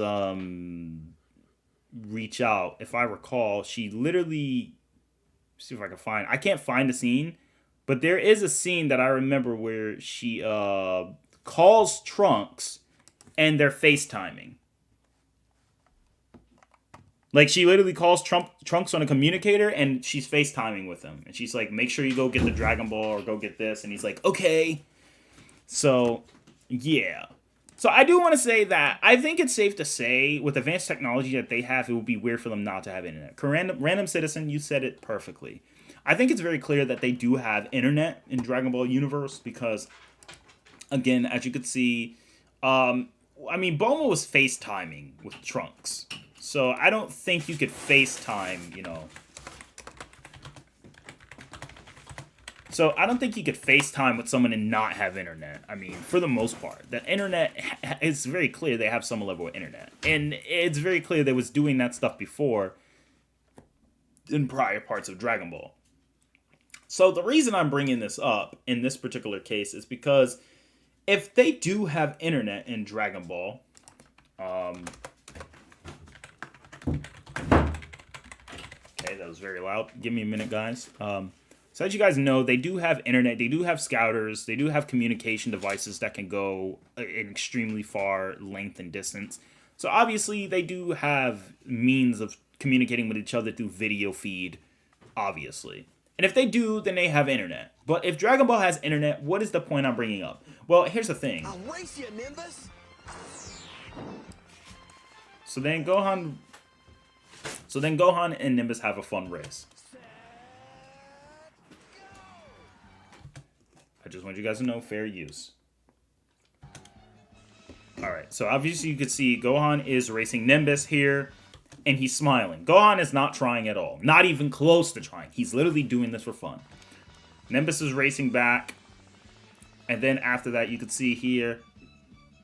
Now, here's the thing, guys. They're extremely high in the sky. We don't know how close they are to Saint City. Look at this. Come on, Nimbus. I know you're faster than that. And as you can see, Gohan is clearly not trying all he can.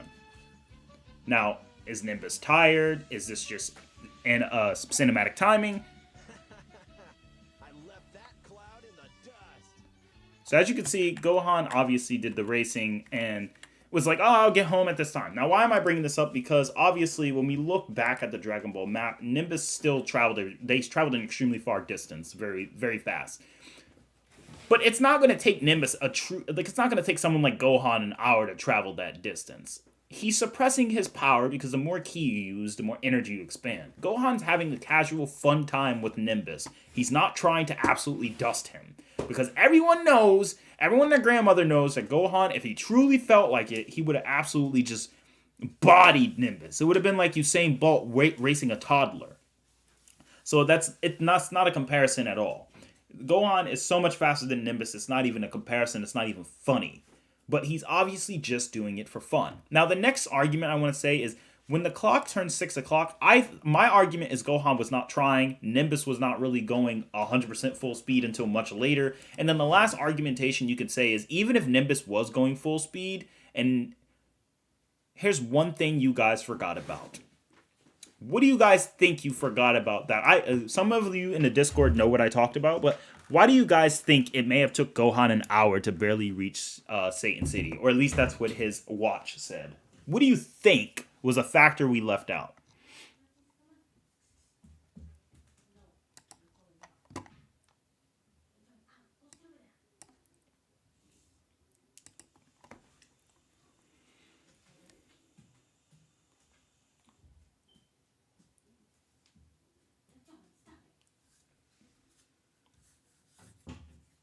Good job, Throwmaz. Yeah, we do know that the Nimbus was fast enough to help Goku reach Vegeta and Nappa, but Nappa, let me see, which city did he destroy? What city did Nappa destroy? East City. So Nappa was over here towards the east, and then they flew to the main battlegrounds. I'm gonna see if I could find it. Let me see here. Where did the Saiyans fight? The Papark Wasteland. So let's go ahead and open this up and find the Papark Wasteland. All right. Papaya Island, Cell's Arrival. All right, Papark Wasteland. This area right here is where the Broly movie takes place. Ginger Town. Nope, that's where Cell did his thing. Boo's Pit, Frieza's landing. Goku and Vegeta's battle. Yeah. North Capital. Battle with 17 and 18. 18 robbed. Piccolo versus Raditz. Raditz's landing. East Capital is where Nappa destroyed. And Silver Platoon.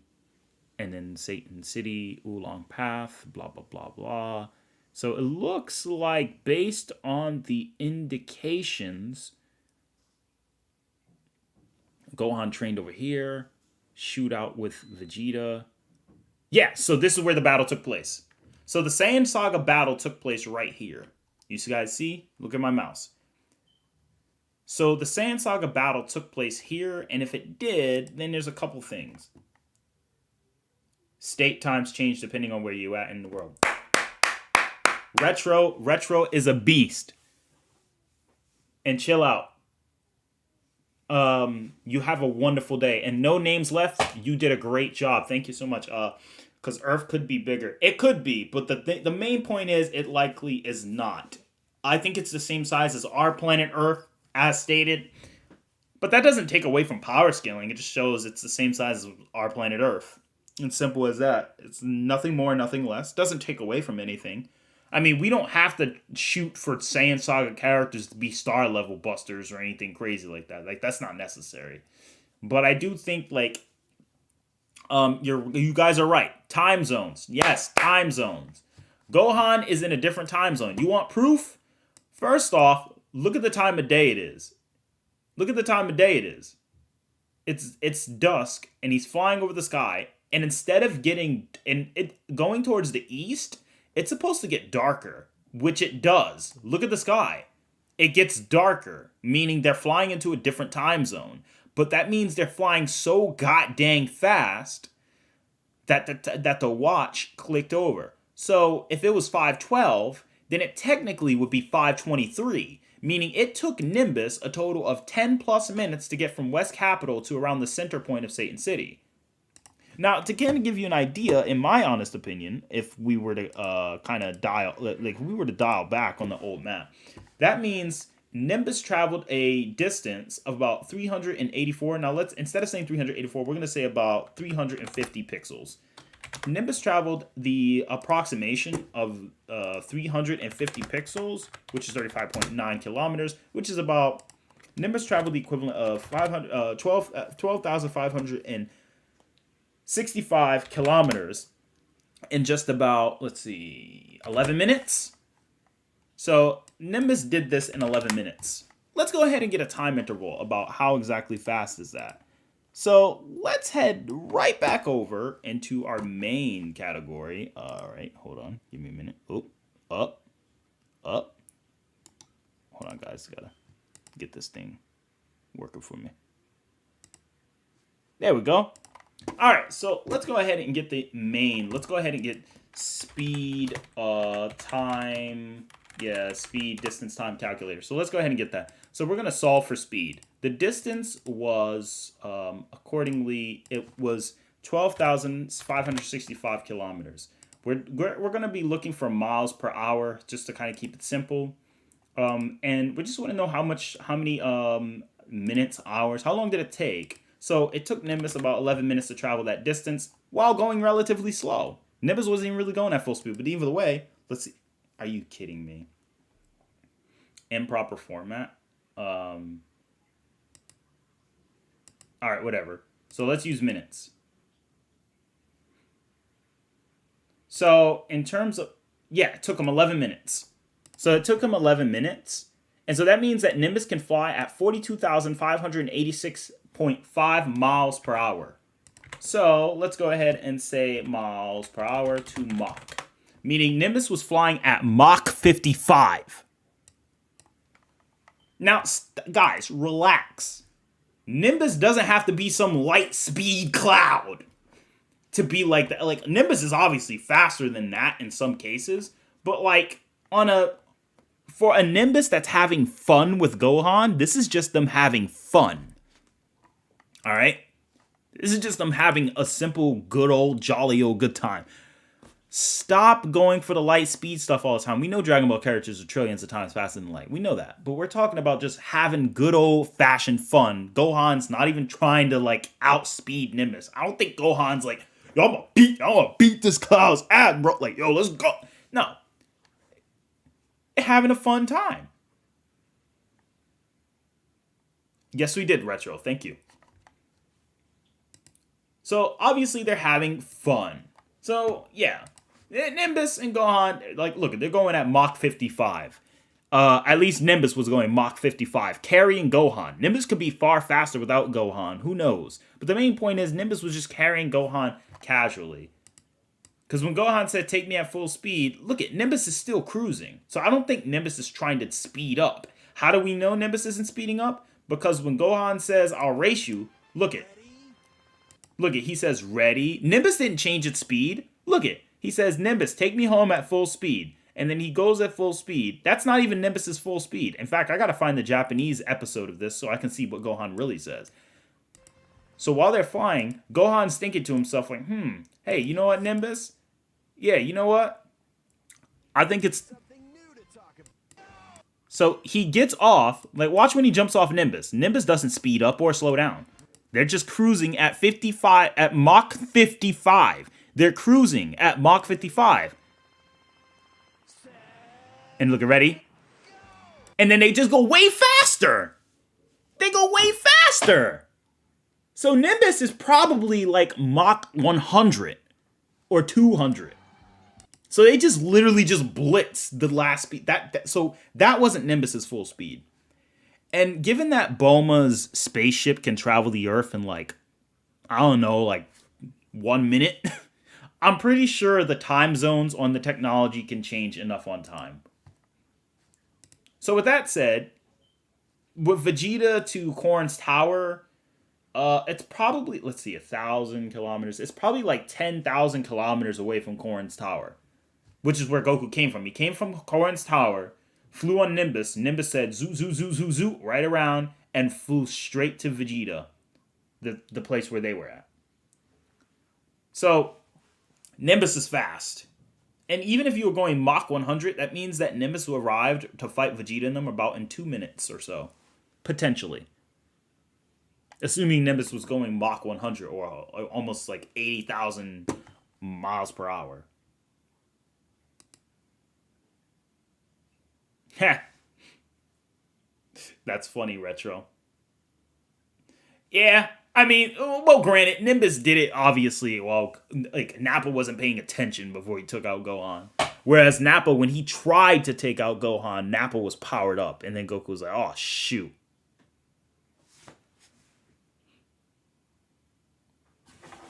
So, yeah. It's kind of like a different vibe.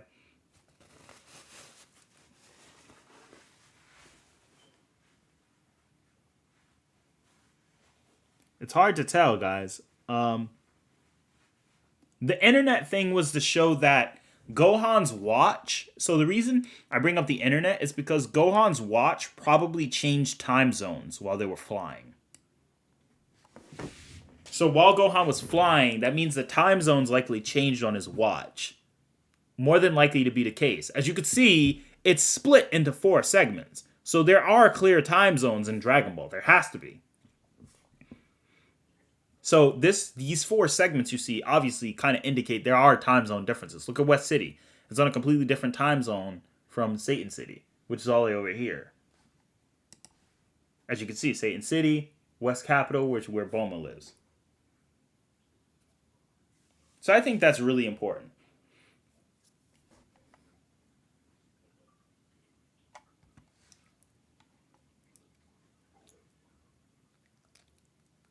So Nimbus can obviously fly at Mach 100 and maybe even faster. But like Gohan is just having fun with Nimbus. They're just having a jolly old time until Gohan comes and then this classic scene. And look how close they are to the mountains. You see the mountains? So it's clear that Gohan's like right over here. Bare minimum, at least. And then he goes home, talks to his mom. And then how fast it... Oh yeah, let me see what Gohan says here. Let me see. Let's see the dialogue. Because I know the Japanese is a lot more visibly clear, but... Son, Goku never got to see. Alright, let's see here. Gohan's flying to school.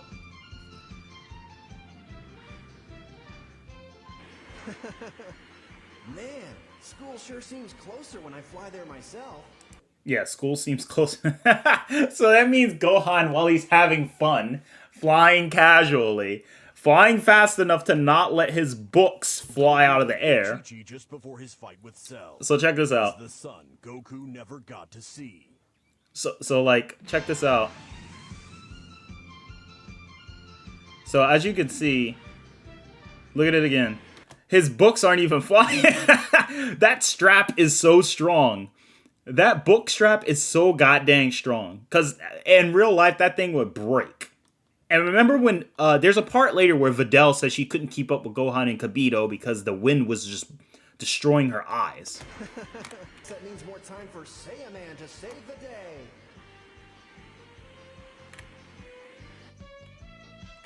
My hands. Let me see. Man, school sure seems close. What does he say after that? Let's see. At this rate, I'm gonna have a lot of free time on my hands. Guess that means more time for Saiyaman to save. I know in the manga and possibly in the anime, he does talk about having like 20 minutes left over, or at least it'll take him like 20 minutes to get to school. But the thing is, even though it takes Gohan that fast to get there, like it's no difficulty for Gohan at all. So, and look how fast he flies. Guardian of the city. I am the one. Oh my gosh. Great Saiyaman! Gosh, that sounds cool. But like the thing is, you could tell Gohan is holding back so much energy. So like Gohan is holding so much energy back. Because remember, this is the same Gohan who would one-shot Namek Goku, who can move faster than the scouters can detect. That bookstrap can beat Nappa.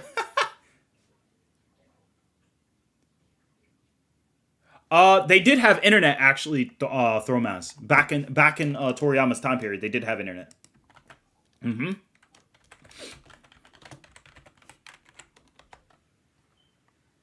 Because remember, internet was around in like 1980, like the mid 80s. So I think Toriyama kind of knew about the idea. Because remember, Sci-Fi was doing it. So, like, by the time Japan had internet, I think it was like 1992 or something like that. You could look it up.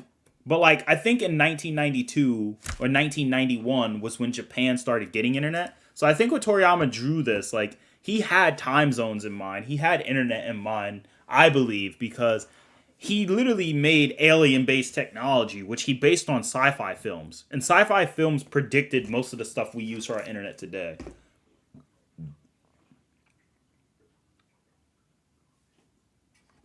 It's like, you know the interface they have? The interfaces they have, like when for example, when Dr. Brief calls Goku while he's training. Yeah. Like, when Dr. Brief calls Goku, you have to have internet to reach Goku that far away. While moving massively, massively, massively faster than light. Toriyama didn't know how internet would work, so obviously he's not calculating that Oh, internet communicators move at this speed. Toriyama's idea of light speed to Toriyama was billions of times faster than the light speed that Michael Fazol came to the conclusion of, or that our universities teach today. So light speed in Dragon Ball is far faster.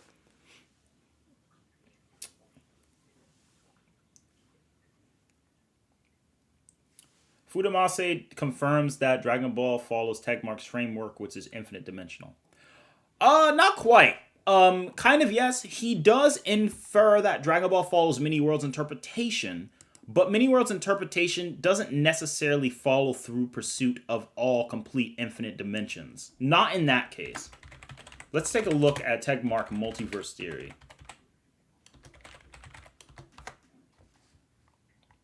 Because he has the multiverse level 1, 2, 3, and 4, which Rob Bryanton goes into deep detail of. Now, remember when it comes to the term dimensions, Tegmark is not referring to, it's not always in the context of like, hey guys, this is like infinitely greater than this. There are a couple of other aspects that need to be taken into consideration. One of them is considered the ensemble, because Many Worlds interpretation is just one of the categories that Tegmark has. Other fictions can follow pursuit of certain theories, but that don't mean they follow everything. For example, brain theory or membrane, which is something that King of Fighters follows, is very present with Xanadu. But characters in Dragon Ball have not yet mentioned brain theory. We believe it could exist because generally regarding particles, but we know bosonic theory may exist due to the mention of negative matter and antimatter. But then there's string theory, but there's also something known as superstring theory. Ijimu from Midaka Box can manipulate superstring theory, literally. So the fact that she can manipulate superstring theory is really impressive. This is more so going about the different types of existences in worlds. So as you can see, dimensional planes. Dimensional planes, now I'll say this. Although there could be an infinite level of dimensional planes, it's not under the same scope of what we were talking about dimensional constructs. And what I mean by that is you can have the existence of something, but that doesn't always correlate to a character destroying it all. And I think the problem is that when we make this claim that we have a character who can deal with all of this, we have to look at other background evidence to see if it's supported. Dragon Ball, for example, can follow specific aspects and nuances of these theories. Dragon Ball has parallel universes. They have other universes like Otherworld, alternate universes such as Garlic Jr.'s world, and Many Worlds, which is the other parallel universes. So although Dragon Ball, which I'll pull up Fudamase, Dragon Ball, let's type time travel. So if you look at Professor Fudamase's statement on Many Worlds interpretation, Many Worlds interpretation it's literally, it's not a name fallacy, but it is what it is. It's an interpretation. All right. So when we talk about this simply, I'm here, the universe you manifest. This is what's known as Many Worlds interpretation. Many Worlds interpretation on the basis level is literally the interpretation of different worlds. It can go from just as simple as Multiverse Plus to low to mid-complex multiversal. But we don't really know if it can go any higher, considering when you get into complex multiversal, it is so vastly big it doesn't even make sense. Like, it's ridiculous. Because remember, a complex multiverse contains a singular, like infinite worlds, universes, infinite 4D timelines, all existing into like a bubble like this. Even if you had an infinite amount of those bubbles like that as a 5D structure, infinite amount of those. Each single bubble holds infinite worlds. In each bubble, there's an infinite number of them, all within an even greater infinite space that transcends the space itself. That is just six-dimensional by itself. So a complex multiverse is far bigger than a lot of people really give it credit for. And so when you say there are multiple universes, that the universe in which you are and here becomes fixed as your universe, they go into the different aspects about how there's an infinite number. Many worlds interpretation is just how there's different worlds, and that's the key, interpretation. Dragon Ball's interpretation of many worlds is compound based on the afterlife, the demon world, because the demon world's a completely separate world. The demon world, the mortal universe, Garlic Jr.'s Dead Zone, which is like an extra spatial dimension with one time temporal dimension. So Garlic Jr.'s world is 5D. Then we have the Time Room, the hypnosis based room, the room of spirit and time, and so many different worlds. These are all, and guess what? Demon world is considered an alternate, is a parallel dimension to the human world almost. And other world is considered an other dimension, like a higher dimensional plane, an astral dimension to of sorts. Whereas places such as Dead Zone is a extra hyper dimension. Then places like the Room of Spirit and Time is an alternate dimension. So when you get these different dimensions, it starts to really, put things together. The concept of parallel worlds originates from the study of quantum mechanics. Again, this is where the study comes from. It says that at this moment there are infinite universes that exist, and each one of them contains one you. So if there were, say, 10 universes, then you'd simultaneously exist in all of them. This is not saying there are 10 infinities. This is more so there are 10 universes, and you'd be one you in each of them. Basically, the possibility. And this makes sense because he utilizes the Dragon Ball scan with Trunks. At the time when this came out, Dragon Ball's higher dimensionality was kind of fixated on the existence of other possibilities. But Dragon Ball has kind of expanded that now. Now that we have Universe 7 and the Neutral Zone and a greater Xeno world and then a timeline that transcends that, its cosmology has gotten a lot bigger. So the many worlds interpretation, alternate universes, other realities, fixed realities, extra dimensions, super dimensions, all exist within a singular time ring. And there are infinite time rings. So Dragon Ball definitely does have a high scope, room for high complex to low hyperversal levels. They definitely have the information they need and substantiated evidence to support it. But the claim that off of Fudamase's statement itself that there are infinite amount of dimensions that each proprietary transcends the prior, I'd have to say I cannot truly agree with that unless it's stated again. Again, one statement does not equivalent to the word of God. That does not mean that. Also, we already know that Koyama never really agreed to there being infinite dimensions. He stated this several times. So if Fudamase is truly giving that belief and interpretation for Dragon Ball, we'd have to see if Toriyama is going to follow that up. If we get a follow-up, then it's great. But again, when it comes, substantial claims, like high-level claims, require high-level evidence. Especially because a jump that big is really good for Dragon Ball. But a jump that big is, people are going to ask for a lot of proof. And that's all I'm going to say on that context.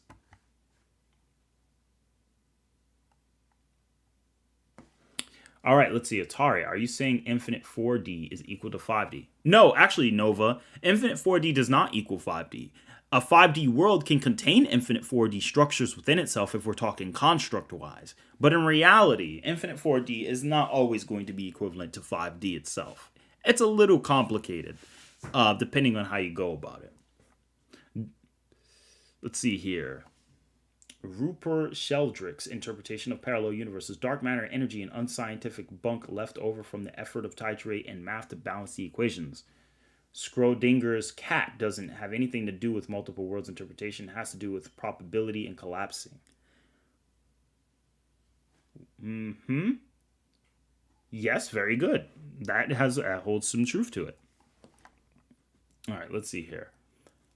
What do you mean low hyperversal? Didn't you hyperversal Frieza scale? Yes, I did. I scaled Frieza to low hyperversal. When I say hyperversal, rather it's low, high, or mid, and I'm not being very specific on the title. I want people to kind of look at the video and see exactly what we're talking about. Frieza, Black Frieza, for the anime interpretation, I do believe will be a low hyperversal being, or at least high complex.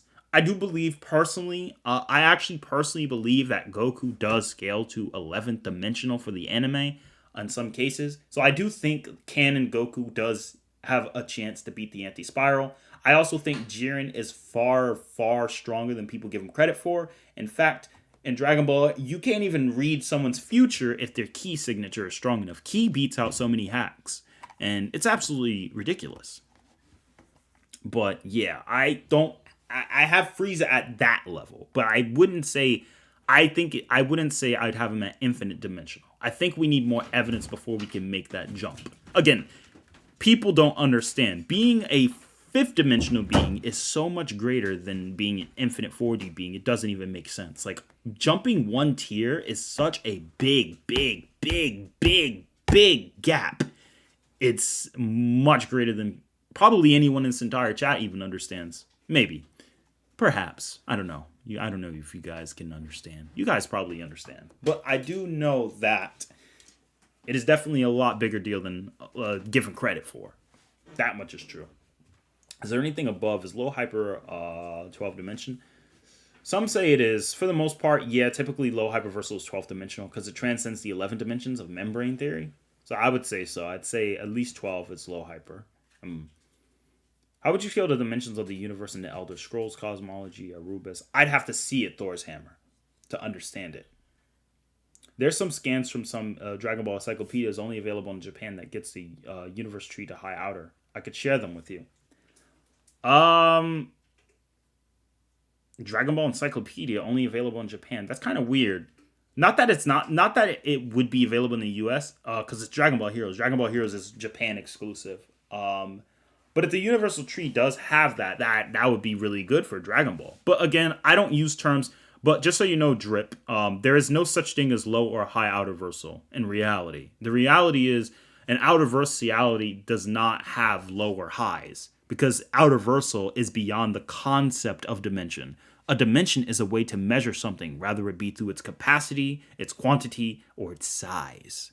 If you don't have that and you're beyond the concept of capacity, if you're beyond the concept of capacity, size, and scale, then why is there a low? A low is a form of scale indicating that something that is below something. A mid is being the in-betweener, the middle ground between the polarities of low and high. And if you have something high, then clearly the high must measure greater than the low.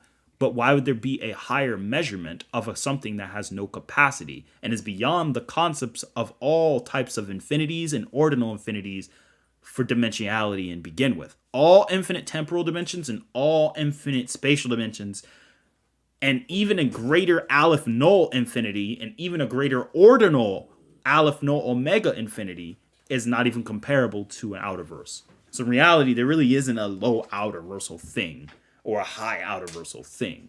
So if the tree itself scales beyond Beat's world, to which Beat's world holds a capacity and holds a place, then we can talk. But if it doesn't, then it's really no room to kind of say it does. But that's because the true nature of outerverse is more complicated than people think it is.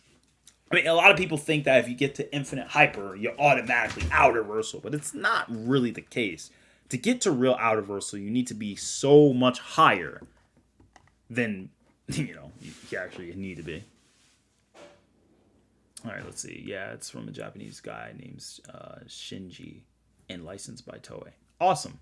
All of this dimensional scaling is melting my brain. I apologize, Random Citizen. If there's anything I can clear up for you, I will. Okay, so ignoring the Bayonetta scans I sent you, there's a scan from Bayonetta 3 that confirms it has multiple multiverses. Donaz, if it has multiple multiverses, then it has room to be fifth dimensional. If the space between multiverses transcends, bro, got all the info in the world. Yeah, I hear you.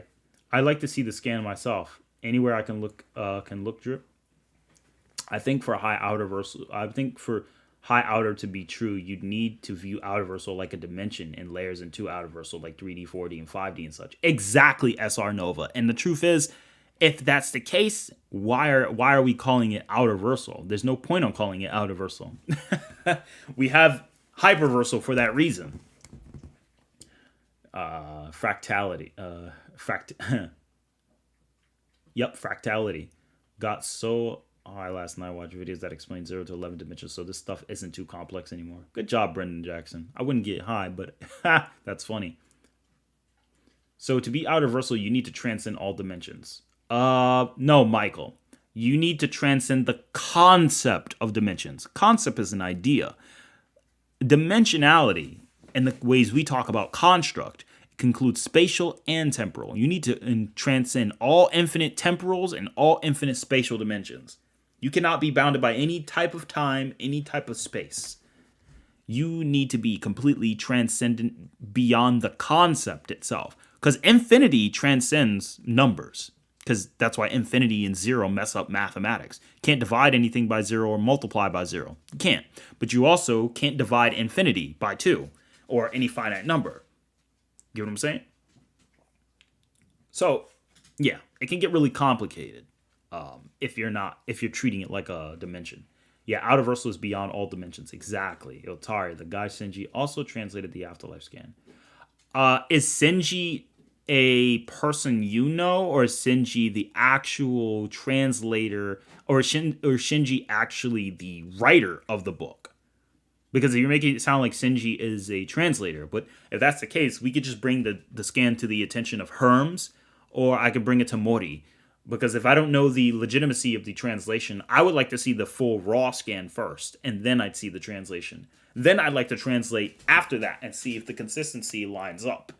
Because again, I've had someone translate things for me, and they've given completely different stories. Like, there was a guy who translated the Dragon Ball scan for the Afterlife, and he said, "Oh, I speak Japanese." But even though he speaks Japanese, his scan was so different from Herm's and from Yu Yu Hakusho Forever. His scan was so much different from theirs that it just sounds like you're just throwing in extra stuff to kind of lowball Dragon Ball. So I'm very meticulous about scans, because Japanese is not a multi-interpretational language all the time. It's not like ancient Hebrew. No, it's very straightforward when the sentence and context is given. But I get what you mean.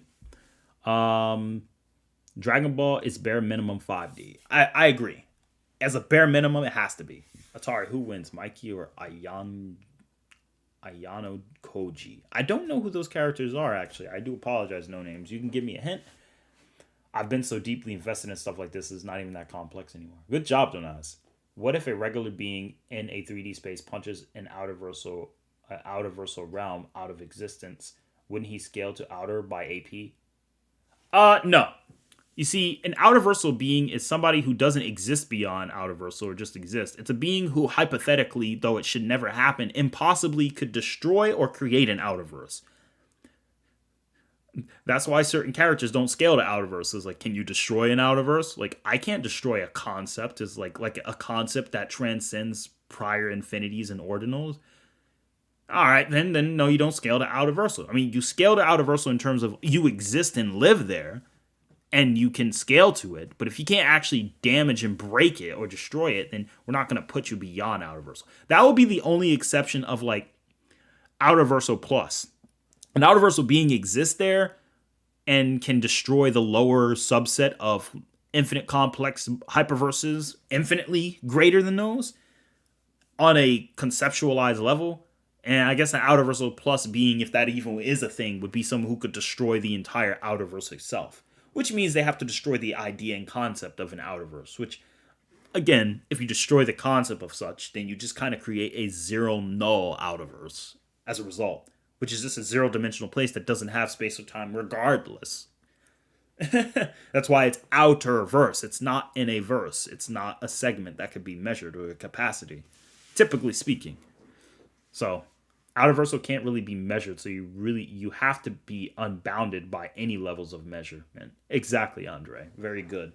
I thought transcending an infinite complex conceptual hierarchy is high outer. Characters state the profile scale of Featherin to be high outer, and that was an argument. Nope, Featherin doesn't actually transcend that. Even if she met the creator, unless the creator exclusively is beyond all concepts and invents platonic concepts, there's no way to have Featherin at that level. Can two boundless beings fight each other? Michael, yes, they can.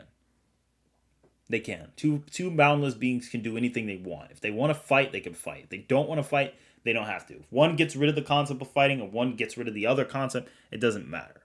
They can't beat each other, but they can beat each other. If one says, I win, you lose, then the other one just lost by indication. But if the other says, I can never lose, then you meet an unstoppable force meets an immovable object. A paradoxical explanation that cannot be explained by any of the human language due to the limitations we have on articulating ourselves. Can two four-dimensional beings beat a fifth-dimensional being? No. It depends. Are we talking a fifth dimensional being as if, yeah, he exists in a 5D world? Or are we talking about a guy who could destroy an infinite 5D construct versus someone who could destroy infinite 4D constructs? Because if we're talking about the latter, then not even close. That's not even a fight. I can only see a 3D being scaling to outer via AP if that guy actually either already previously transcended the concept of dimensionality or he's suppressing his conceptual existence. Exactly. Let's see here. What's your thoughts on Kid Goku being called outer due to his feats? I think that's completely disingenuous. I don't think Kid Goku would ever be outerversal with his feats alone.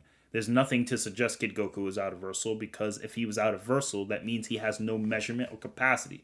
Let's go ahead and look at the word dimensionality again. If we type in dimension, again, in this case, it talks if Kid Goku has a capacity, a size, and a measure, he can't destroy the universe at Dragon Ball's point. So clearly, he's not scalable to that. And even if you said he could, do you think Kid Goku can destroy Universe 7? All right, well, can he destroy the timeline? And if not, then no.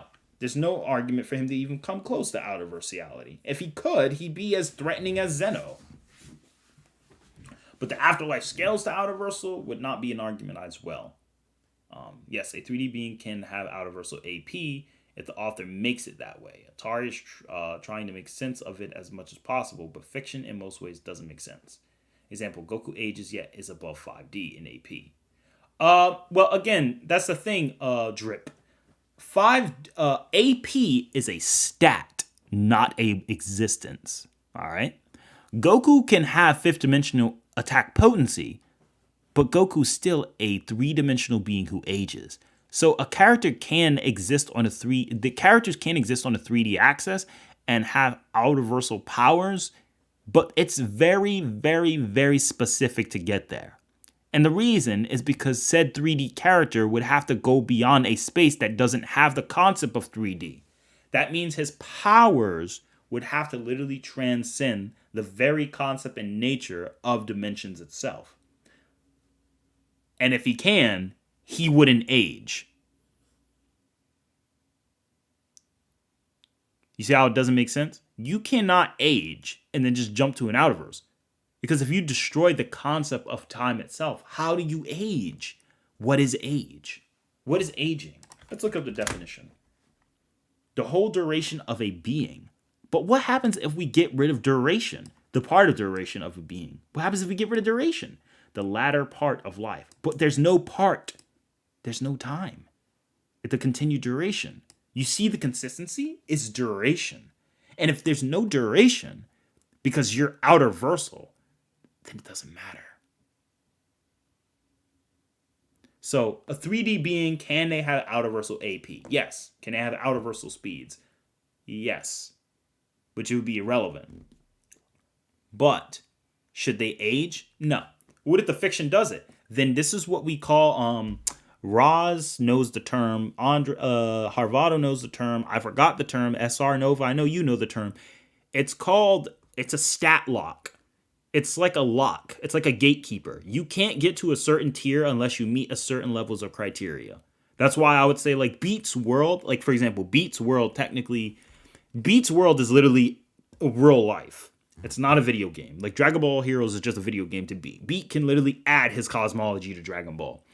But just because Beat can add stuff to it doesn't mean it substantiates the claim that it is a true outerversal. Beat is a fictional interpretation of our real world, so we can't always count it on to be absolute. So with that said, Beat doesn't really treat true outerversal either. Because his world, Beat has time, Beat has an age, Beat moves around. He's a person. And because of those things, his world isn't outerversal. It doesn't work. It's a paradoxical inconsistency that cannot work. A measure of extent of some kind, such as length, width, depth, or breadth. The form or shape of something. Let's look about definitions. Mark of a diagram. An expression derived from the physical quantities. Quantity in terms of fundamental quantities such as mass, length, or time raised to the appropriate power, acceleration, for example, having the dimension of length and time. You see? If there's no time and there's no length, your acceleration is irrelevant, especially if you're talking about the concept. So out-of-versality means you gotta be beyond a lot of aspects. Now, if you're talking about out-of-versal AP, it's like, I mean, if you have out-of-versal AP, you have to be able to punch out an infinite transcendency of mass infinite transcendencies of time. Meaning the Platonic concept of time doesn't matter to you. You see the problems? So, for example, Jiren transcends time. Jiren makes sense. But notice what Vado says. Jiren possesses power that transcends time itself. And then time itself means nothing against Jiren's strength. So Jiren ages. Jiren is a person. He's 3D. He ages. But the powers he has, his key energy allows him to not only transcend time through his power, with his speed, but also to transcend literal time with his strength. He could do that because we're talking about finite dimensions. But when we don't have time itself or space, we can't measure his abilities anymore. He shouldn't age anymore at that point. This is cap. Jiren does transcend time. The key, as she says, the power, the strength. So Jiren does transcend time. Easily. But it's his ki that transcends time. And your ki is part of your being. Your essence. So Jiren's essence through his ki energy is what allows him to be beyond time. So if Jiren fought a 5D being who could see forward and back in time, Jiren can handle him. Alright? And the reason we know Jiren can handle him is because, again, Jiren's completely frozen in time. Yeah, he doesn't even care. Just raw ki got him through that. Baba tried to read Goku's future, or Vegeta's future, the outcome of a battle. Their ki was so strong it interrupted her seeing the future. That means if Superman used 4D vision against Jiren, it wouldn't work. He wouldn't be able to see. The ki would literally, Jiren's raw ki would just blind him, and he wouldn't be able to predict his moves. But let's continue. What is your opinion about the person scaling Arceus to Outerversal due to being stronger than Palapika, who is the embodiment of space in the Pokemon multiverse? I think that's jumping the gun. It doesn't matter if you're the embodiment of space. You could be the concept of space. Outerversal doesn't care about you. Simple. So not Outerversal. Essentially, the only thing holding an Outerversal being back is themselves. A boundless being isn't limited by even himself. He could do whatever he wants compared to an Outerversal being. Exactly, Donaz. Donaz, that is perfect. That is the best way to put it. That's AP Atari. Yep. Yes, that's why I believe high Outerversal and layers of Outerversal exist, because not all Outerversal beings are equal in strength. Well, SR Nova, here's the thing. Outerversal beings really fight each other due to three things: hacks, mindset, and more. So you can have rankings of Outerversal beings, but that's based on the being's capacities. For example, let's say you have Beyonder. Outerversal versus Tribunal. Outerversal. The living Tribunal is Outerversal, but the Beyonder is Outerversal. Let's explain. The Tribunal doesn't destroy an Outerverse, but he exists within the Outerverse. Beyonder can create and destroy the Outerverse. So there is a tier beyond. So when you get to Outerverse, is there really can you be 100 times stronger than an Outerversal being? Yes, through concept, but in reality, no, you really shouldn't be. So technically, is Beyonder stronger than the Tribunal in terms of attack potency? Well, can the living Tribunal destroy an Outerverse? Let's say it can, because it does hold the in-betweener and the embodiment of eternity, everything. The living Tribunal should be Outerversal. But what makes the living Tribunal and Beyonder different is that the Beyonder found a way to literally bend the rules of Outerversality because, again, how strong he is. And Beyonder has better hacks. It's the hacks that really start doing it for them. The power is within the hacks. Beyonder can get rid of the concept of death easily and has better universal authority than the tribunal in most cases. But overall, that's why it gets confusing. Because it's like, well, shouldn't the tribunal not have weaker AP? No, he shouldn't. But remember, Beyonder in the Beyonder realm, Beyonder can make multiple universes. So the Beyonder can even be argued boundless in some cases, which Jim Shooter, the author, believes he's boundless.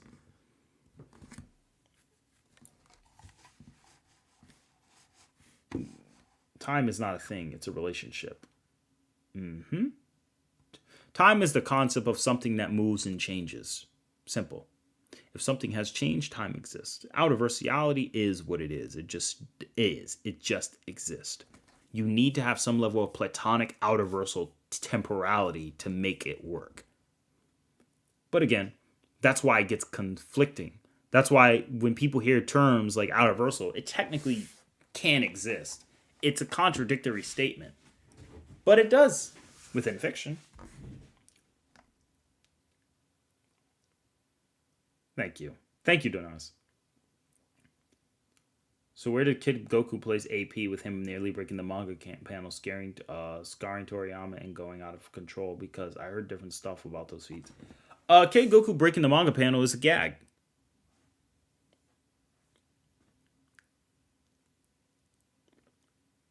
It's a gag.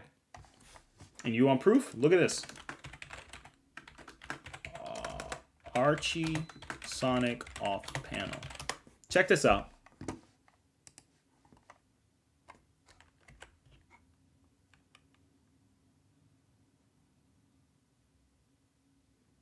Sonic literally looks at us and says, While I deal with old Knucklehead, why don't you write and tell us what you think of the new series? Send all your fan mail, fan art to the Sonicgrams at Archie Publish and the P.O. Box.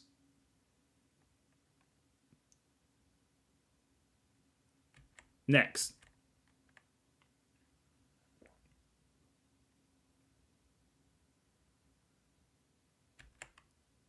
Let's see another scan.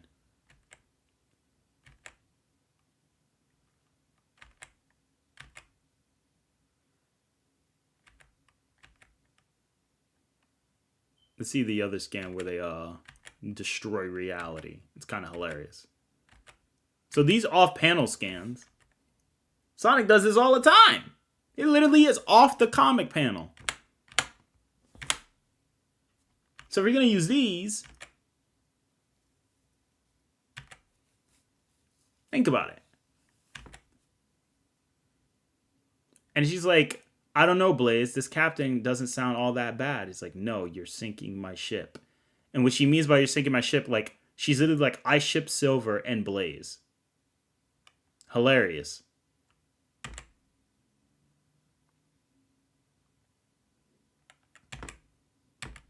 So, I hope this makes sense to you guys. And yes, Knuckles, you are already dead. The reason you've lost, Sonic, is because you ticked me off. I have no idea this translation's from a Sonic gargling. Maybe it's pig Latin. Muda, muda, muda, muda, ora, ora, ora, ora, muda, muda, muda, ora, ora, ora. Yeah, I bet you guys didn't know this. Fist of the Northern Star Sonic and Jotaro Knuckles. Atari, how much of Bayonetta scan? All right, it's Fish Drip. Yo, Atari, will you tell Ross? We'll have to talk about that in another universe. And that's just a theory. A game theory. Thanks for watching, guys. No, I'm just kidding.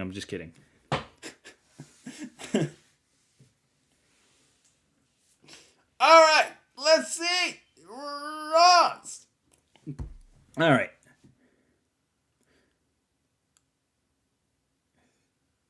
Anyway. Let's see here. Not gonna lie, I don't particularly like Dragon Ball, and I don't think they're higher dimensional. But you seem more chill than others that I seen, and knowledgeable on cosmology. Do you think Boundless makes sense as a tier or no? It makes sense as a tier, but if it does exist as a tier, it's pretty much an omnipotent character. The reason is, like, versus Battle Wiki, the stupidest thing they said is this. And we don't use the term omnipotent. Like, yeah, in terms of, like, we don't use the term omnipotent, sure. But if the character have substantiated evidence that they are omnipotent, then that's the tier. Boundless. Period. And there's nothing else to say.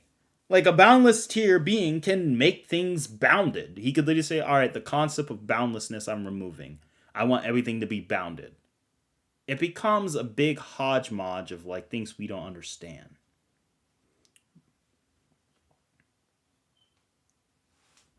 Thank you, Roz. I appreciate it, fam. We want the chat to be peaceful and full of bald people. I mean, not bald people, but you guys get the point. And then there's this one. Let me get straight. The cute couple, blah, blah, blah. Sonic, it's official now. We're not. Yeah. There's a lot of off-panel scans. So, anyway, guys. Let this be a lesson to everyone who's read Archie, Sonic, and everyone else. I don't think there's really much else for me to say at this moment. This is just a stream for today. We're looking forward to having more power scaling streams in the future. But before I do, I want to bring up one thing that Roz brought to my attention before ending the stream. And Harvado also messaged me this too. According to sources, Goku was in beta versions of SNK, of King of Fighters. Woo! Do you know what this means, baby? That means Goku literally is a King of Fighters character, man. That is ridiculous. So with that said, guys, Goku is a monster. And the fact that he exists in the KOF verse, that just means KOF verse. That means King of Fighters Goku can scale to reverse. Now you guys will all die. Nobody can beat Goku. Nobody can beat Goku. I'm just kidding. Oh, man. Atari, I'm still waiting on your answer as of how many 5-year-olds you could take in a fight and how. No name? I don't know. Depends. Depends on the 5-year-olds. Because depending on the size and shape of the 5-year-old, I probably would take out 400 of them. Why? Because I'll just Baki all of them. You know when Baki fought the 100 men? This is going to be me, bro. I'm hold up. This is going to be me. Boom, boom, boom, boom, boom, boom, boom, boom. Bro, this would be me versus them freaking... Nah, I'm just kidding. This would be me. So I don't know how many 5-year-olds I could take out, man. Because if we're talking about Monad's kid as a 5-year-old, he could destroy an entire universe. So I don't know about that. Versus a fodder freezer soldier can solo. Baki is one of them. Kimetsu no Yaiba is one of them. Or Demon Slayer, as you want to call it. Inuyasha. Well, actually, no. Inuyasha can take on a Frieza soldier. There's a lot of series.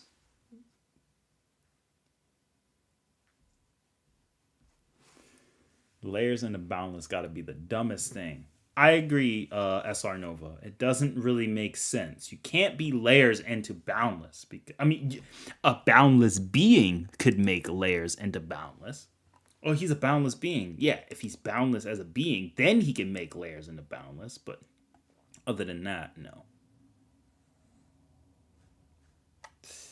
Remember when Baki was young and cocky and always smiled, and then he just became then he just became... and he just became like scary and intimidating. More like his dad. Anyway. Yeah. You guys get the picture. Anyway, guys, I hope you guys enjoyed the stream today. I'm going to be ending it right here. It is 9:45 where I am, and it is time to prepare myself and the rest of the family for bedtime. You guys have been great. And I'm hoping that we get the stream much later on today and get to see more of what is going to happen. Again, guys, thank you so much for everyone who participated in the stream. I hope you guys have a wonderful day. Once again, this is Atari H&B, and you guys have a wonderful night. And again, thank you, The Dark Knight, for the donation. Dark Knight, I appreciate it. And thank you, Harvado, for the $4.99 donation, and Dark Knight for the $10 donation. You guys are outstanding, and this stream was amazing. Thank you, everyone else who participated. And I hope you guys have a great night. Let's see here.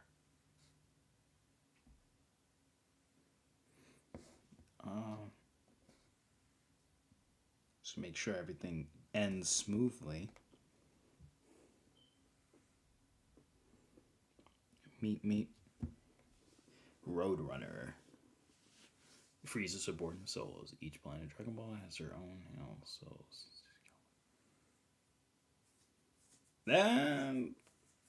Kinda. I don't know about that.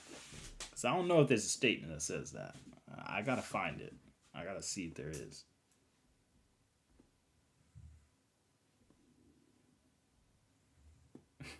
One day I'll manage to say, thank you, random citizen. I appreciate it. That's very kind of you.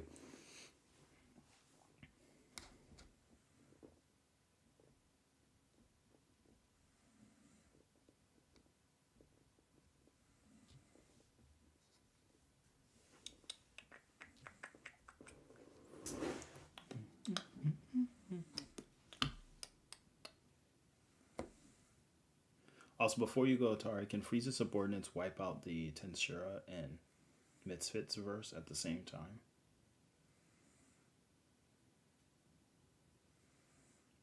Misfits? Heck no! Not even close. Watching the stream as you're eating a muffin. Nah, it wouldn't even be close. I don't think that's even a reasonable battle.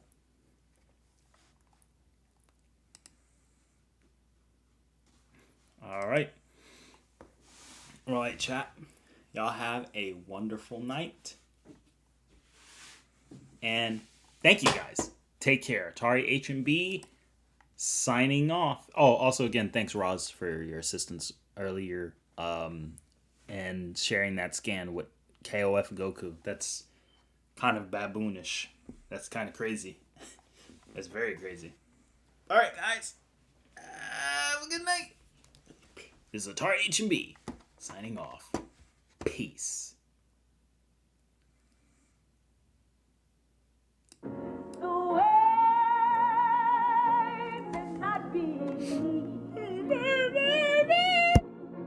You didn't say, Lord, that it would be. But when our tribulation get to light, we tend